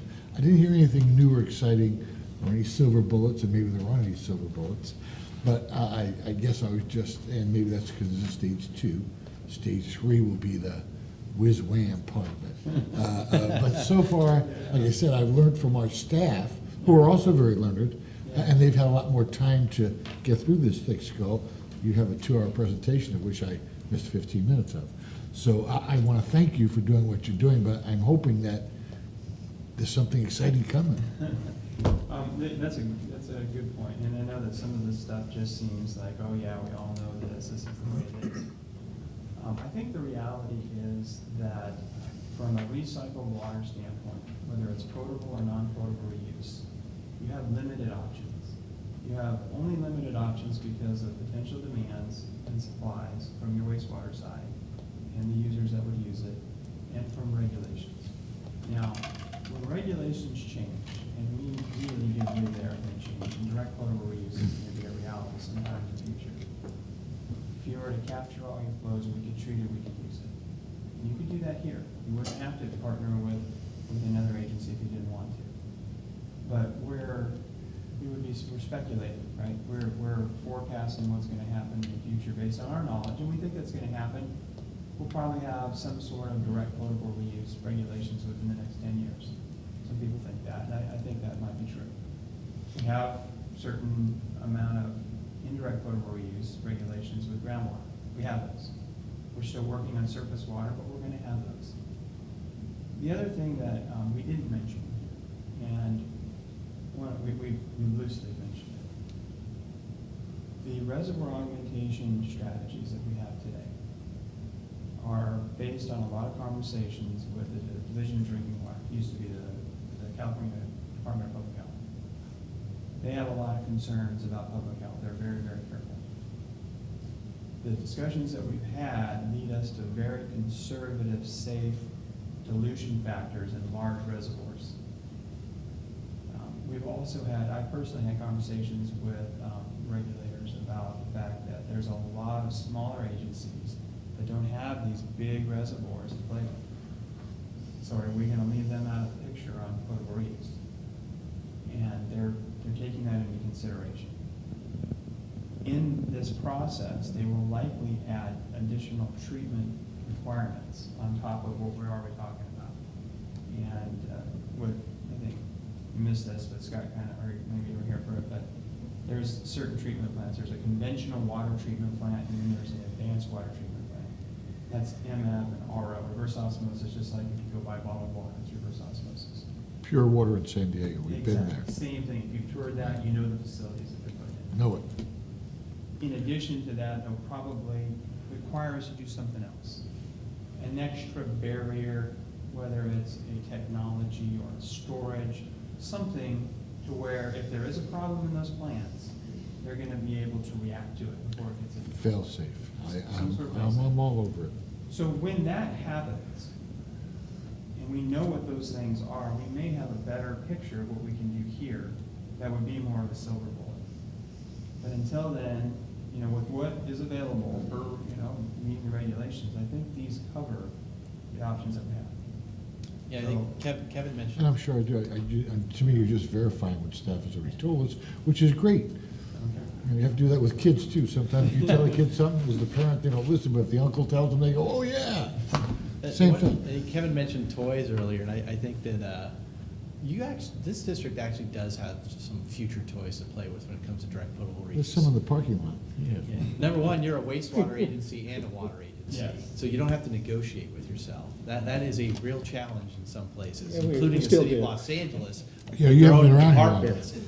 So you also have a large storage tanks and lots of connections in your community, or running through your community is aqueduct lines, large scale, where you can put in recycled water and have it diluted down very quickly and efficiently. That's a big advantage compared to other places that don't have those. So, and you're a wastewater treater. You treat wastewaters, you have operated, have that experience and knowledge. So those are things that this community has that others don't even have that going for them. So the next presentation is going to be all that positive energy. It's just, I just can't excited. tell you, On that I don't note- think anybody can tell you, you should go out and do this tomorrow. On Jeff. that note, the Twin Oaks treatment plant, because it's a advanced membrane. So that one's probably close to having the extra barriers they need. Yeah, it's, we don't know. I know we don't know, but. It's likely that what we'll end up doing is some sort of a ozone. It's more on the disinfection Yeah. side of things. They're gonna really want, treatment plant has that disinfection. Right. So if we are able to just send it to that water treatment plant and partner with the water authority, you may have that extra, couple of, what they call log removal or Yeah. pathogen environment. So, yeah, that's absolutely right. Jeff, Yeah, I just think it's great that the board's studying these options. We're sitting here in the middle of February and it's 90 degrees outside. There's an old Bedouin proverb that when it does not rain in October, sell the camel. And we don't have a lot of camels around here, but we definitely, water is becoming more and more precious. Um, I didn't realize you had that background. Uh-huh. Wow. It's just a tip, okay? Who was it that It's a said tip. that Sell the- exactly? sell the, Make a phone camel. call. But there, I know that the presentation noted there was, and this direct goes to your issue, Jim, and to some extent Hal's, about the limited knowledge of the groundwater basin around here. But I think for what it's worth, over the last 30 years, the district has looked at times very seriously into the potential for use of the groundwater basin here. And while I believe there was a report done a number of years ago, I don't know whether it was Kennedy Jenks, whether it was Merck, but there are some reports that have information that we have in our archives around here that sort of analyzed historically some of the groundwater issues. And what we found, I think, was that there was not much. It wasn't a really great alternative, and it'd be expensive to extract.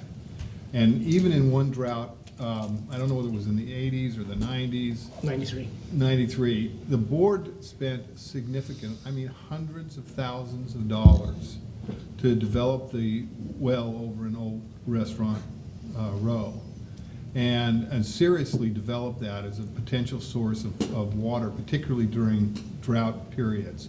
And when they looked at it, it really was, it was difficult. It was very brackish. It was difficult to blend it. There wasn't copious amounts. It was not something that worked. It was pretty minimal what we could get out of that. But this issue hasn't been ignored over the decades. There has been on occasions the board has looked into that option. So we have that. Thank you, Jeff. I would like to, I know you were presenting these options to us, and we're supposed to sort of give you some direction, come to some consensus that we would, of about 3, is that correct? That's right. And I don't know if we have the 3. I was going to say, I think we do have, I'm feeling there is some consensus within the group that we, and you can all scream me off if I'm wrong, but the consensus that the economy of scale is going to be important to us. And even though we could down the road do it all by ourselves, at this point, I would think that's going to be an important part of what you look at is partnering, whether it's partnering with Encina or partnering with Encina and water, wastewater. I feel we all understand the importance of that, correct? Am I right on that? And secondly, I think we're all very excited and enthusiastic and understand that direct potable is really going to be the answer down the road. It may be 10, 20, 30 years. But I agree with what Director Hernandez was saying, that we need to keep that in our mind as we're moving forward so we don't isolate ourselves into what did you say, where you have an asset that's no longer of any value, even though it was good for 10 years. Right. And then I think there's a consensus that we're all very curious about option 5, which isn't an option, but is there a way for us to look into that? Although, if I heard you right, the challenge with that is we're making more reclaimed water. And then we have to find consumers of the reclaimed water. Right. Yeah, well, But if we can do that process and have it become reclaimed water that eventually becomes direct potable, then are we not going in the right direction? yeah, that would be Yes. stepping it. And I think I want to be careful too, because I think what Dennis described as option 5 has a little bit different nuance than the other ones. Yeah, that was just what we called an Yeah. option I'm 5. back I'm then. just Option calling five it was to say, the option 5 Director Disassociate Hernandez, myself from Finella was Encina and speaking just of. treat all our wastewater and whatever we use, and whatever we can't use is we're going to discharge it down a creek. I think what you're saying is a new treatment plant that would, I'm saying ultimate there expansion. seems to be some interest in the South Lake, Discovery Lake, 12 other lakes to Yes. Lake San Marcos. Yes, okay. And I'm wondering if that's one of the approaches you would look at, although the main goal Yes. in the end down the road would not be that we're increasing our pure reclaimed water that we sell to Olevenhain or, I mean, right now there's like 56 million gallons or something, and we give away, Yeah, we sell to Olevenhain, we don't quite sell all of it, but most of it. We're selling what we can physically get to the plant and sell. To the plant, And okay, you, that's the what it board was. just approved the project to upgrade the pumps so we can get more. But it would be important if we did that, that would eventually be able to tie in Right. for direct potable. Otherwise, it may not be a worthwhile expense.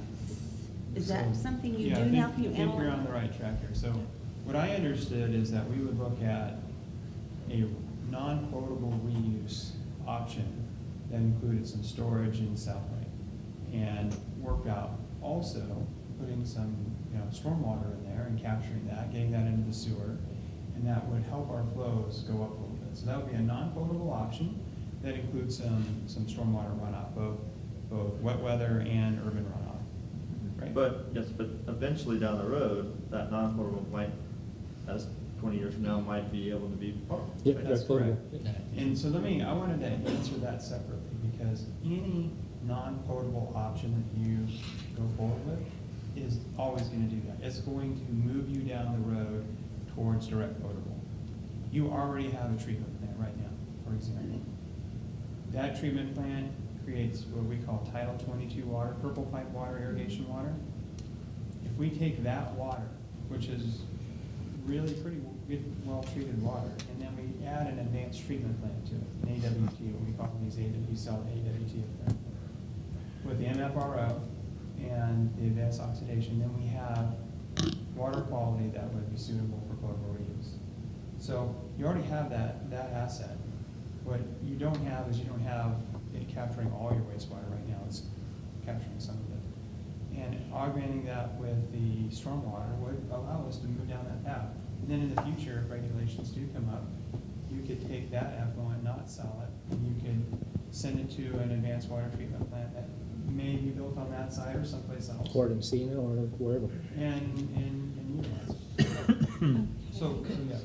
And then, I'm sorry, and then I'll catch you, Director Martin. You talk about oxidation, is there not pasteurization as a process for, didn't I read about that in Ventura or somewhere where they're You probably did. pasteurizing And the they're water? looking at pasteurization as one of the It's advanced less treatments. expensive, or? It could be, it's not being used right now that I'm aware of, but they are looking at it. They did a demo product, Right. but Yeah, they're they not did. using it now officially. I thought they Well, had more.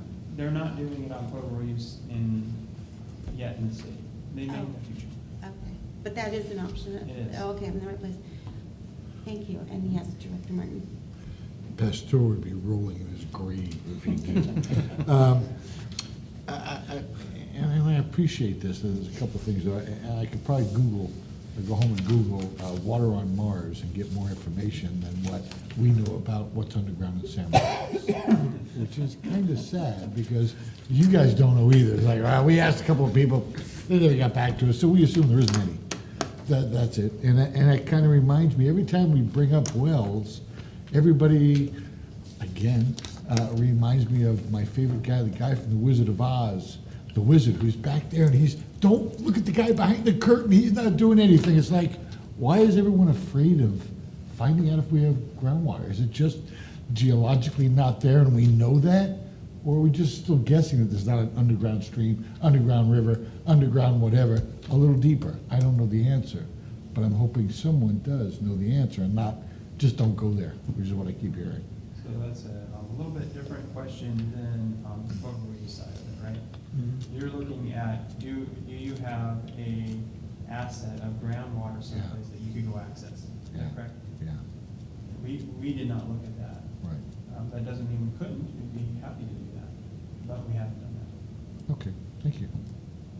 Yes, Director Hernandez. Leading off of that. And again, I was familiar with the project that you did at Old California with high expectations of the wonderful water and, no, the virgin water, I think it's. Virgin water, that was the underground Virgin river. water. That was the underground river. Yeah, that was the underground water, and how disappointing that was. But I'm one of the fools that still believe that although that was a disappointment, and maybe the virgin water is really just, as I've talked with the folks at the Liebenhain, who spent money doing wells and came up unsuccessful. But that the definitive understanding and knowledge of what our groundwater basin is and what potential could be developed either from it or put into it. Because we, personally, I know, I've had two individuals who have done recent wells, sent me the reports. You know, I'm told if you get more than 500 gallons a minute, that's a well worth talking about. And they both have obtained that. So I would like to see, as one of our strategies moving forward, is to try and get some definitive documentation. And when you come back and say, yes, Jim, you can do that, but it's gonna cost you a couple of $1 million. Exactly. Then maybe I'm gonna step back and go, okay, let's dig back through the archives and look at what was done here. But at least then I would have something current that I could grapple with. That would be one of the strategies that I would be interested in as a discussion about with the rest of the board. The other I would be interested in is expanding on the lakes that we have, South Lake, Lake San Marcos. We do have Discovery Lake, even smaller than South Lake.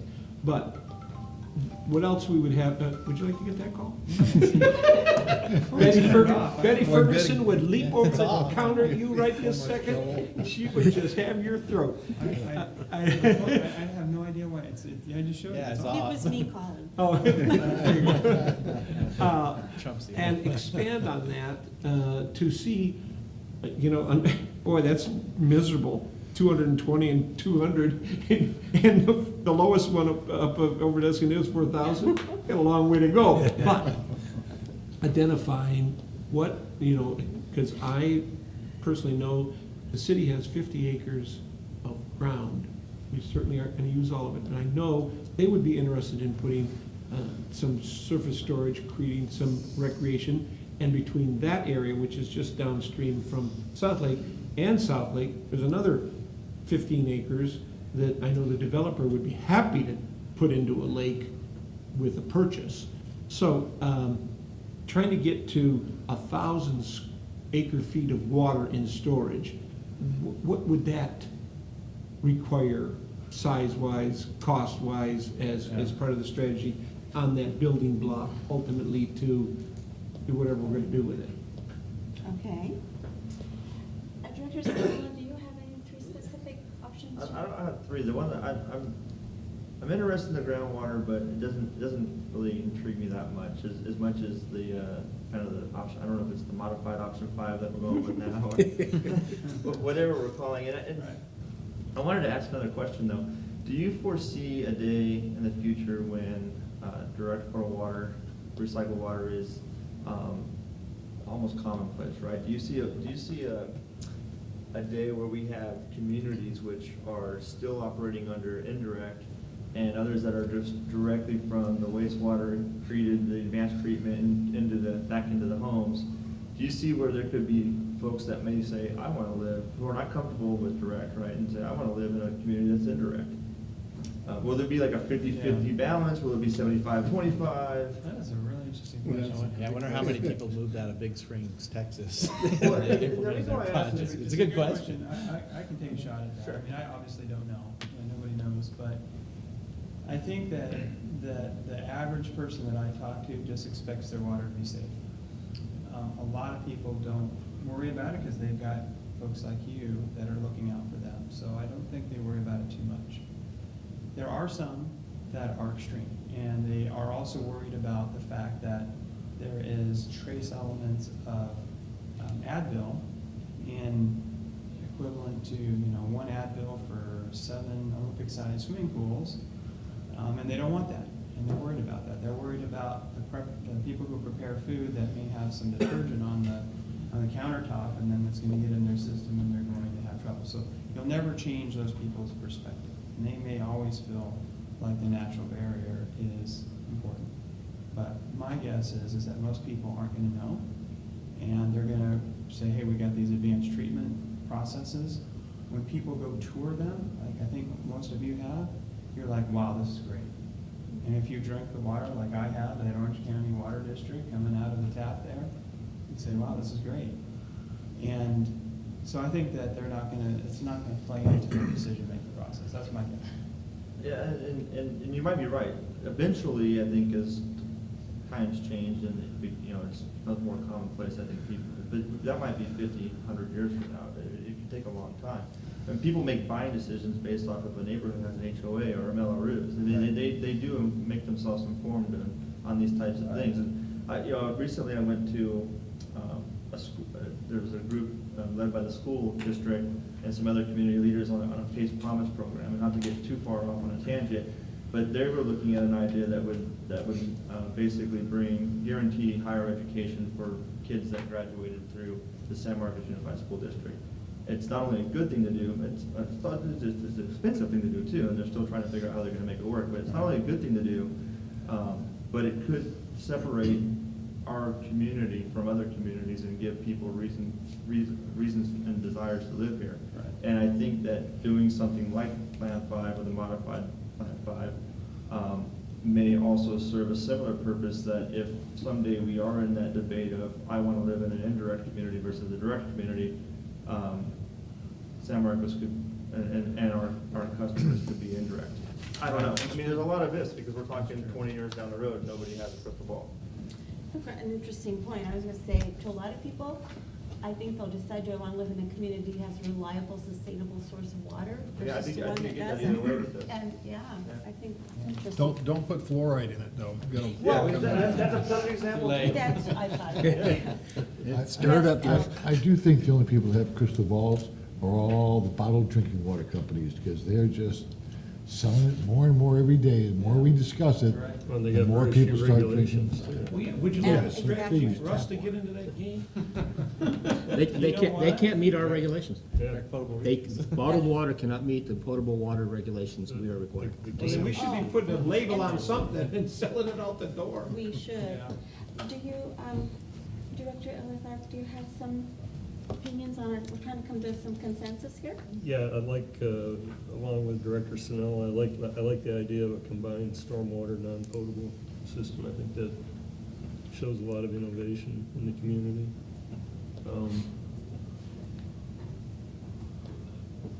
I think the non-potable reuse issue, again, from what Director Hernandez brought up, I think he really hit the nail on the head. I think it really gets to the evaluating the economics of centralized treatment versus something locally. And there's a lot of pluses and minuses to the costs. So on the one hand, you might have a centralized facility at Encina, but there may be some huge costs in getting that water to where it's going to be used.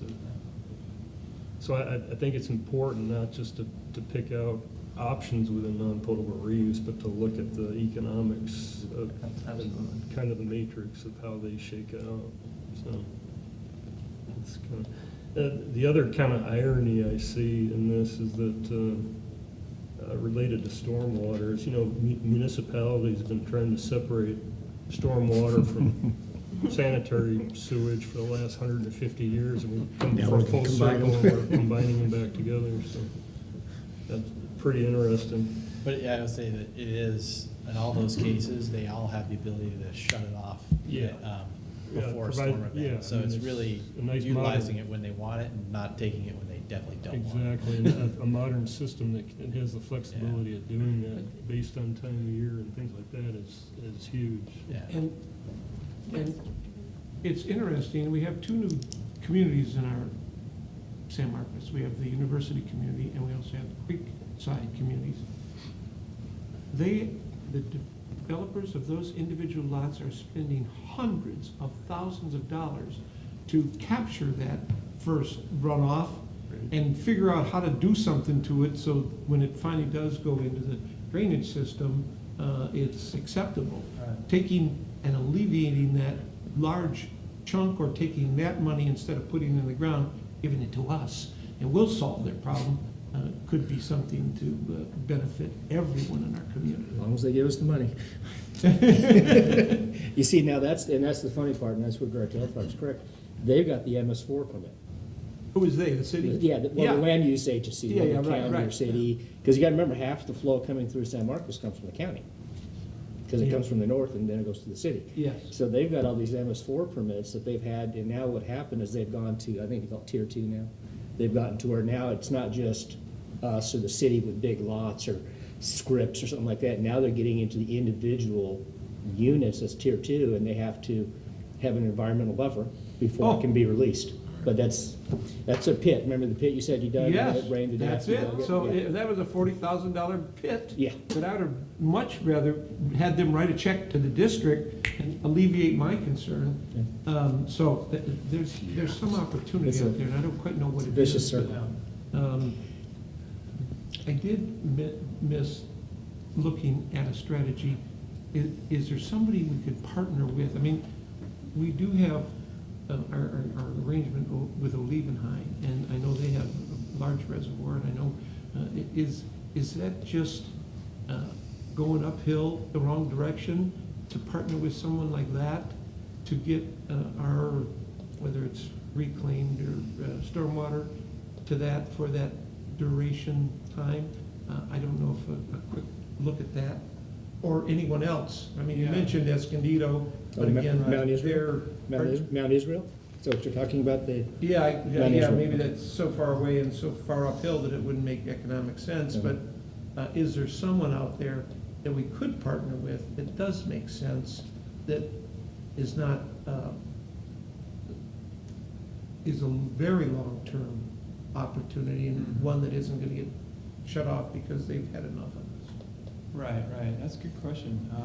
We didn't look at going to Leeuwenhoek Reservoir, which would be, I don't know, from a geographic Yeah, right, perspective, if it's yeah. better or worse than going to Escondido, frankly. Yeah. yeah, it's, Oh, yeah, it's a long way up the hill there, I know it is. Yeah. But, again, But it may, it might be worth a might be. 30,000-foot flyover. We could certainly consider that, at least take a look at it on a map and see if it makes Yeah. any sense. Yeah, I think the big thing to focus on in these cases though is what's the district gonna use the water? What's Vallecitos Yeah. water district gonna use the water? And Is it that- gonna be non-potable demands, or is it gonna be potable? That, we have to focus on where am I gonna use the water? That helps create options, but it also may look at options like Leeuwenhoek, you know, if we partner with them, what are we gonna use the water for? Where are we gonna use the water? Which customers are gonna get that water? And that's what your task will be, because Yes, Scott. ultimately, what the hell you think we're paying you for, you know? Show but up here that's and the get challenge a here nice is- PowerPoint? No, but Yeah. ultimately, in my opinion, I want to look for new sources of water outside of Metropolitan Sure. and San Diego County Water Authority. And we have been fortunate with our manager being at that table to carve out our little chunk above and beyond what was going on with San Diego County Water Authority. And I was at a meeting and talked with a former board member who, when DSAL was first talked about, absolutely crazy idea, not worth thinking a bit, but thank goodness that focus was finally changed, and we have 3,000 acre feet guaranteed. it's 3,500. 35, I'm with hoping, an opportunity. I'm actually hoping to bring the contract back Yeah, to you exactly, next with an month. opportunity to do more. So, Yeah. again, with the building blocks, Yep. you're gonna find a use for that water someplace. The nice thing though is that all of this is 10, 15 years down the road, and I think the regulations and the perceptions on direct will change over the next 10 to 15 years anyways. So even if we do start heading down the path of indirect, we may kind of come, it might work out perfectly from a timing standpoint for us. You know, one way we could maybe, Think how old I'm gonna be. Can we move that up a little bit? I'd like to walk out there as opposed to hobble. We'll just reference you in the conversation somehow. Thank you very much. And name a reservoir after you. The dry reservoir. Thank you, no. you know, one of the things I'm hearing kind of collectively is that there is a desire to look at a potable reuse option, maybe direct potable reuse, which may be a little bit more attractive to you at this point, it sounds like, or surface water augmentation, or some sort of partnering. So maybe the way we can handle this, because we have obviously a limited budget, we have to focus, is to look at these building blocks, right? And what would it take to get those building blocks to the point where you could partner with somebody? So whether it's Escondido, whether it's Leeuwenhoek, maybe it's somebody else, we could look at that option and say, this would be a path to get you those building blocks, and then here are some potential options for partners in the future. Because it'll be a long process to get to that point where you're actually in a partnership. And you're really Do you have a combination of the four colors there? That, I know we were looking at three, kind of one from the purple. I'm not sure what color they in yours. Option one, the purple. Option two, IPR, is an interim step. Then we got blue, which is a DPR, and then urban runoff. So do you guys have a suggestion on something from each of those that would kind of head down this path? Or do you gotta go back and We do, actually. it fit in within the scope what we were, because again, the goal was what we hoped the board would say today is, and maybe it's just this one bigger mass, and then you pick options later, but this is now, we're gonna go from the course screening, which says these are the same things that are out there, and this is what's coming. Now we're gonna get into the nuts and bolts. Okay, we're gonna say, okay, yeah, we can do groundwater, but here's the cost because we have to do this, this, and this. We can do IPR, that's, excuse me, advanced water treatment plant costs it. What we're gonna do is bring the next options back to you and boil it down to cost and facilities. Right. That's where you're going next Yeah. time. That's gonna probably drive Of course. your interim steps. So we just couldn't, obviously, we couldn't do, you see that matrix? We would be spinning Yeah. forever, so do you think you I can? think so. I mean, I think one of the things I'm hearing is non-potable reuse and stormwater capture, and that option 4B down there. That's, I think almost all of you said you're interested in that, and I think that's definitely, that kind of combines a couple different things, so that to me makes sense. Yes. I just have one thing, and I think a word of caution is the way I feel. Direct potable, I understand it's somewhere in the future, and I understand we're immersed in it, so we hear about it all the time. 2.5, 3 years ago, I would have went, what? And now I've been immersed in the educational side, and no matter where I go, it's being pushed on you. And I heard this, and I don't know if it's true, but I heard that one of the astronauts actually said, they said, well, where do you get your water? And they said, well, we drink our own, but we're not drinking the other guys. So now, I don't know that to be true, but I think it is. And I think so. Some of the bill of goods and the, trust us, the membrane companies are making millions. I mean, I think some of that, but boy, it's gonna be a long time for some people are gonna buy agree. drinking the other guys. I think that's problematic. And we just wrapped up a campaign, right? And so we're out and about campaigning, knocking on doors, and I can tell you that the public is there on indirect. They're not there yet on direct. And when I said earlier that it might be 50, 75 years, they'll get there eventually, I believe. Yeah. But it's not gonna happen maybe even 10 years. Well, it took a long time to get just the IPR with the San Diego's initial efforts in the early 90s. It kind of failed. 20 years. Miserably. We're still 10 years away. And it took the Orange County experience to get San Diego back on that track and to do it a different way with public outreach. And I think if the old IPR that we had was from the 2007, that's what it did as well. It said, here's what you can kind of look at that's reasonable here, and that was desal. That's on the horizon finally. Look at diversifying by reaching out to leaving it. Keep looking at other alternatives, but there's no money in the cap fees, there's no money in the capital. It's something that you said, keep your eye on it. Don't let it suddenly pass us by because we forgot to say go. And I think that's what you're gonna get out of this. I agree. I'm not sure I want to drink his yet either. But I think the environmental barrier, the treatment will get there. But like you said, they probably won't even have rules for DPR for 10 years. So we're probably 20 years. But what the board is, part of what you're tasked with is where am I gonna be? Right. And so what you're doing right now as the board is you're setting the direction for this agency for the next 20, 25 years, maybe 50 years. So that's where you've got to get into your mind is all of these options, they will probably become something that you didn't even think would be a benefit in 10 years, but you've got to take that risk and go forward. And I agree. That's what really intrigues me about the option 5 is that we're gonna treat the water to meet the potentially future regulations of direct, but yet we're gonna have the infrastructure in place to remain indirect Yeah. regardless. And we use it, in the And meantime, can- we So actually, it's a win-win, and if we do get into a scenario where people are picking where they live based off of not just school districts and HOAs, but what kind of water am I drinking? Right. San Marcos is indirect, and that's probably always gonna be viewed more favorably, than direct. yeah, and then it literally is just gonna come down to you guys, okay, here's the cost.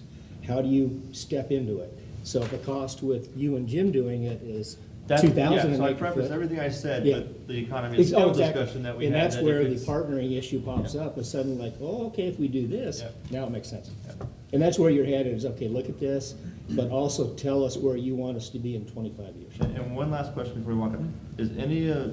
Are there any resources available with the recently passed water bond that would help fund any of this for us? If we went and solicited it? I just got an email from Maureen right before I came in here that supposedly the state released their preliminary guidelines on how they think they're gonna go about giving the money out. One of those is for groundwater basins. Now, if it is something that the board does want to pursue, again, you're gonna see all the costs and how to go and study it. Then what we have to do is have a groundwater basin management plan, I think that's what they're calling it, that identifies how you're gonna do it, who the partners are. That then allows you to go after some of that Prop 1 money. So there is a way. The only thing we don't know is when, how, and how it's gonna happen. We just don't know yet. Yes, Director And, Hernandez. and I just attended a conference on groundwater and land use that we had a conversation just the other day about, and that same group is now working to get this presentation to land use planners and cities and counties, because that groundwater management plan requirement is going to be forced on them. Yeah, absolutely. Now, we are we're not, that is being forced on the high priority and the medium priority agencies or land base, groundwater basins right now. Ours being a low priority because we don't know how big it is, or we don't, it's a volunteer situation. It's a non-attainment basin, it's already identified as not available for public use. Yes. That's why it's a low priority. Right, so, but again, looking towards that Yep. money and what we, I personally think is gonna get there sooner, probably later, but it'll be on their way, so, looking at that, Mike, is a good idea. And just one more thing, we're appropriating this water, which brings in a whole Yeah, that's the bunch of adjudication. other issues. Yeah. It's not water that's just simply being used on that particular parcel. It's the appropriation of it. And so some other issues are gonna kick in about how you manage that, Yeah, that's The where the public good. adjudication of the basin and everything else has to be worked out. potentially. Dennis, is that the only funds available through Prop 1 would be with groundwater as far as any of these other things we're looking at? Are you That's the only saying- ones I'm aware of. We could look at Prop 84 and Prop 50. I don't know where that stands on funding. I would have to run that down. Dennis, but what about the federal, WRDA? WRDA? The WRDA And bill, tell them what that means, because I can't Water remember. Resource Development Act, I Yeah. think. Yeah, Act. WRDA is actually, it's kind of a weird one. It's funded through the transportation bill. It's a water resource development, but it goes to the transportation. And the reason that was because they were the only committee that actually would support it without putting earmarks on it. So it did make it through. It was funded. And my understanding is right now, as they're going through the criteria for how much is going to get and where they're going to get it, that's part of the Washington trip that Jim has gone to a couple times as that North County group, is we've been lobbying to get the money through the WRDA bill to help us develop the groundwater things. How much and where it is, I don't know. Okay. But we're keeping an eye on that as well. It's a small potential. Now, I would like to know if you gentlemen feel confident about what we're asking you to do, and if you could tell me. I was gonna suggest we give that a shot. Okay, go for it. I know you guys had some preferences. Did any of them line up with what came from the board? Yeah, you Go to the wanna- next why don't steps. you- Yeah, so I actually think some of the things that. Oh, there's sort of more? schemed in there are in line with what you're thinking. So we said, let's take a shot. Well, what would we do if faced with this question? So again, in the short term, the things that are really strongly in play are the non-potable use and the stormwater capture. That's supplies that are there now, the users are there now, the regulatory environment's there now. In the long term, obviously, there's the indirect and direct potable reuse concepts, which don't necessarily have sustainable supplies for yet, and in some cases, the regulations aren't there, and there's a long, as Kevin described, the process for groundwater and for surface water. There's a long, long process of discovery and exploration and analysis to get there. So in the short term, I think we're all kind of hinting on it. You know, really any option 1B, 1C, 1D, those are all kind of let's look at non-potable, whether it's at the existing plant now, there's some small users that are right there, or we can look at a new plant. And then also engage with the city, because I think in the land use agencies to the extent possible, both talking to them about the groundwater basin, we just mentioned that about the adjudication and the challenges with the groundwater basin, and the city would definitely need to be a partner in any type of a urban runoff stormwater capture. So to me, that's a really, both of these type of options are going to take some time to work through the challenges, but an initial step is really to engage with the city, who's really in a spot to help facilitate these type of opportunities. And then the long term is really looking at direct potable reuse, whether that's a VWD only option for now, because it's easy, you don't have to talk to anybody, you can put some numbers together and say, well, here's what it would cost and here's what it would take, there's the concept. And, you know, partnering with somebody else, that the facilities and the costs are going to be in the same scale range, most likely. They wouldn't be too far different. So that's what I would do. And I think just, Well, so just pause here for a second. So and I know we've captured like all four, or all three of the four options, right? So that's 4A, 4B, and 4C. I think we talked about 4B, some connection with 4B and a non-potable option as one thing to look at. Correct. So that would be one. Okay. Another one would be then, what would we do to make that something we can build on for indirect potable reuse? So that's the second option. Would be, okay, so where does that go? And then that would look at, okay, here are the facilities that need to be built for treatment, as well as potential partners to put the water. So one option would be to put some of that water into the groundwater basin that was identified. So that could be an option for indirect potable reuse, and we could at least let you know, kind of without doing this elaborate study of looking at all of the, how much water we can get through there in detail, at least give you an idea of what we think you could get through there as an order of magnitude. So is it 500 acre feet, is it 1,000 acre feet, is it 200 acre feet a year? With the data that we have today, and say, okay, well, you're gonna make this large investment, and this is how much water you're gonna make, so here's your cost per acre foot. So we could do that for that groundwater basin, and then look at what you could build on that for direct potable. And say, okay, well, if we didn't have to put it in the basin, what facilities would we build, and how big could it be to develop your own direct potable option in the future? So it's all building blocks. So Does that make sense? misunderstood the first part. Are you still going to explore the combining the runoff and the recycled water and going into South Lake and potentially additional lakes? Is that off the table? I don't think that's off the table. Okay. Is that, No, you're saying from an indirect potable reuse Correct. standpoint? And, Okay. yeah, indirect to 20 years from now, Okay. being I think I suitable misunderstood what you for were thinking. everybody. Okay. So in this case, what we would look at is if we were to combine the volumes of all those reservoirs and turn that into a surface water augmentation, indirect potable reuse project, how would that work? Is that correct? Yes. Yes, but keep in mind, I haven't been privy to the conversations that Director Hernandez mentioned, but you guys may want to talk offline. He seems to know of some land that might be available that we can expand upon the storage capacity.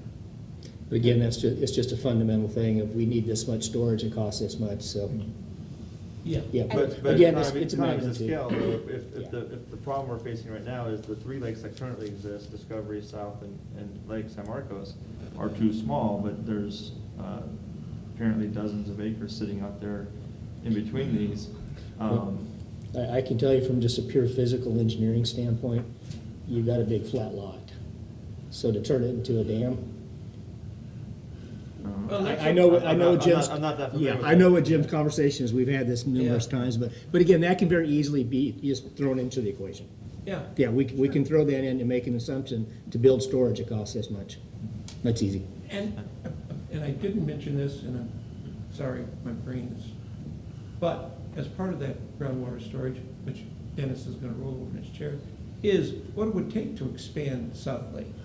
Because that area, we own that area, I mean, we'd have to lift the dam, but that, I know that's possible, expensive, but in that storage discussion and the dollars to create that, add that, what would it benefit, what would it cost to expand South Lake?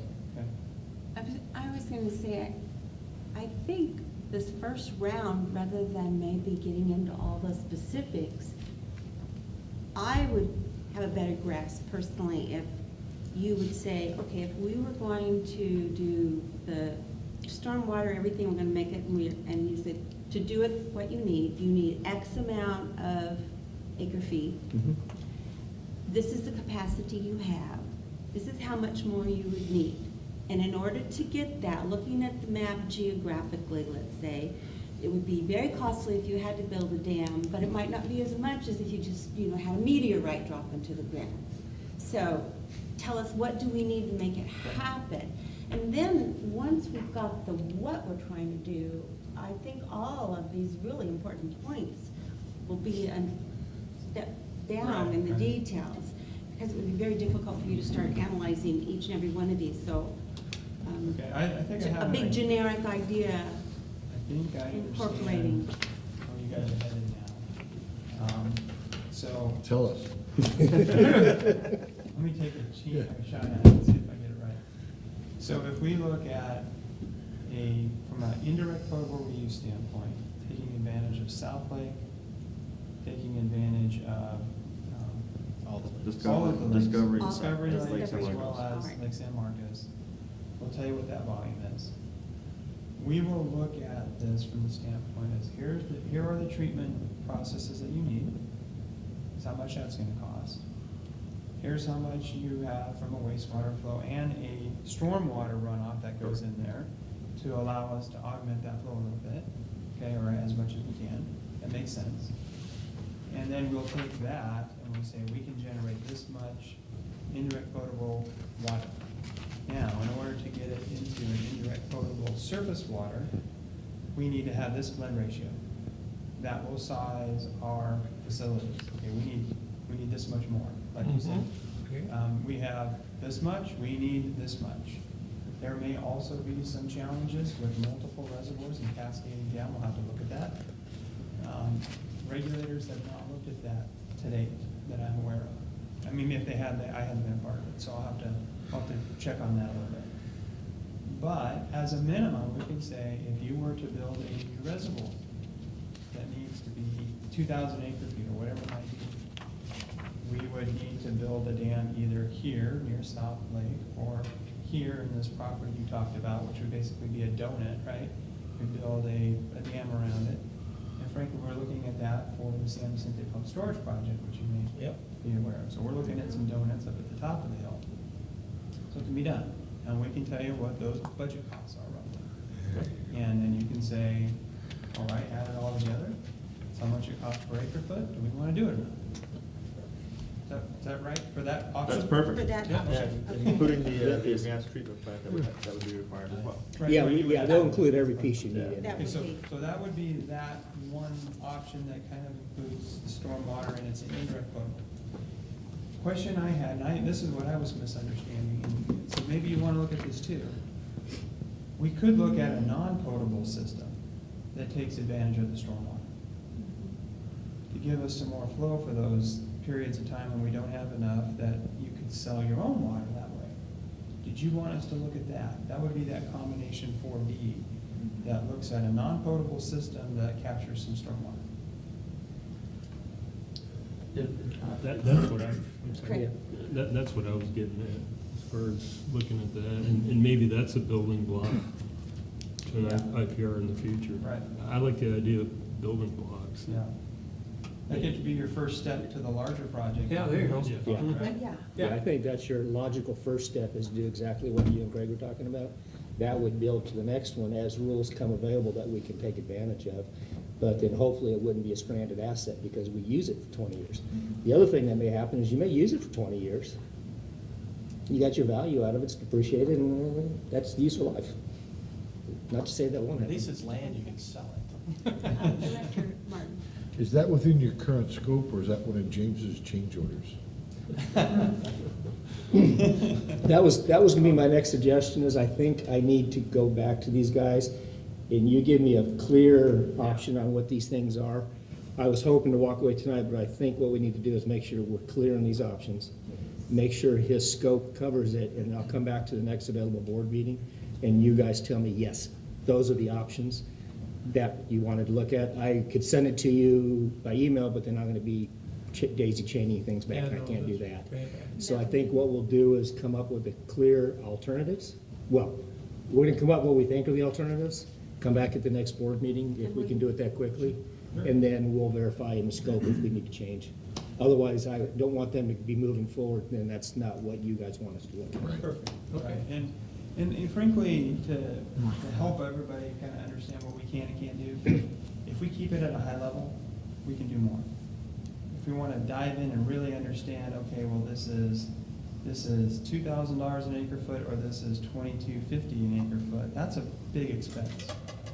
But if we can keep it in round numbers, $2,000, $2,500, $3,000 an acre foot, we probably can do that within what we've got, because we're not going to be, we're not going to go out and do geotech explorations and stuff like that. We're going to say, we've done these cost estimates on other things. We know about what it costs per gallon to build these, and you're going to get that level of analysis. And if that's okay, then we probably are pretty close to ballpark. That sounds great. Yep, perfect. Um, So just to reiterate, because we've had two options I right now, got, right? yeah, I want you to, yes, go for Right, so we need three. a third option, is what as we're gonna look at three. We could do more detail on two, if these are the two you wanna do, and forget the other third one. Do you want to just say DPR is on the horizon, keep it in mind, there's really no rules, and that might be a paragraph in the study? Yeah, I would characterize that as don't do anything that precludes. Right. Good.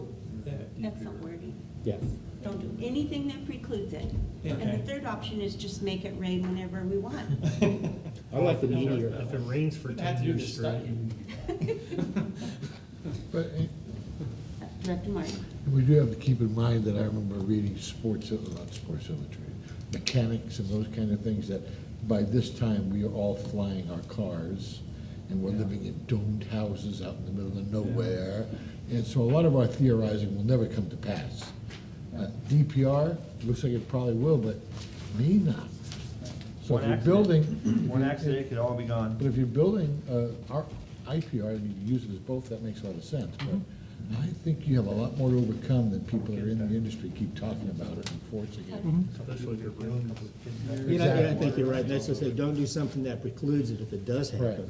But I think, honest, my opinion, DPR is an honest, it's an honorable mention. It needs to be there. Whether or not we do it here and we pump to Twin Oaks, or we do it in Encina and we get it to the aqueduct one way, I think we gotta allow for it, but what it is, keep it in your vision of where we could And be. that's the beauty of this, because with the advanced treatment plant, you're gonna treat it to either.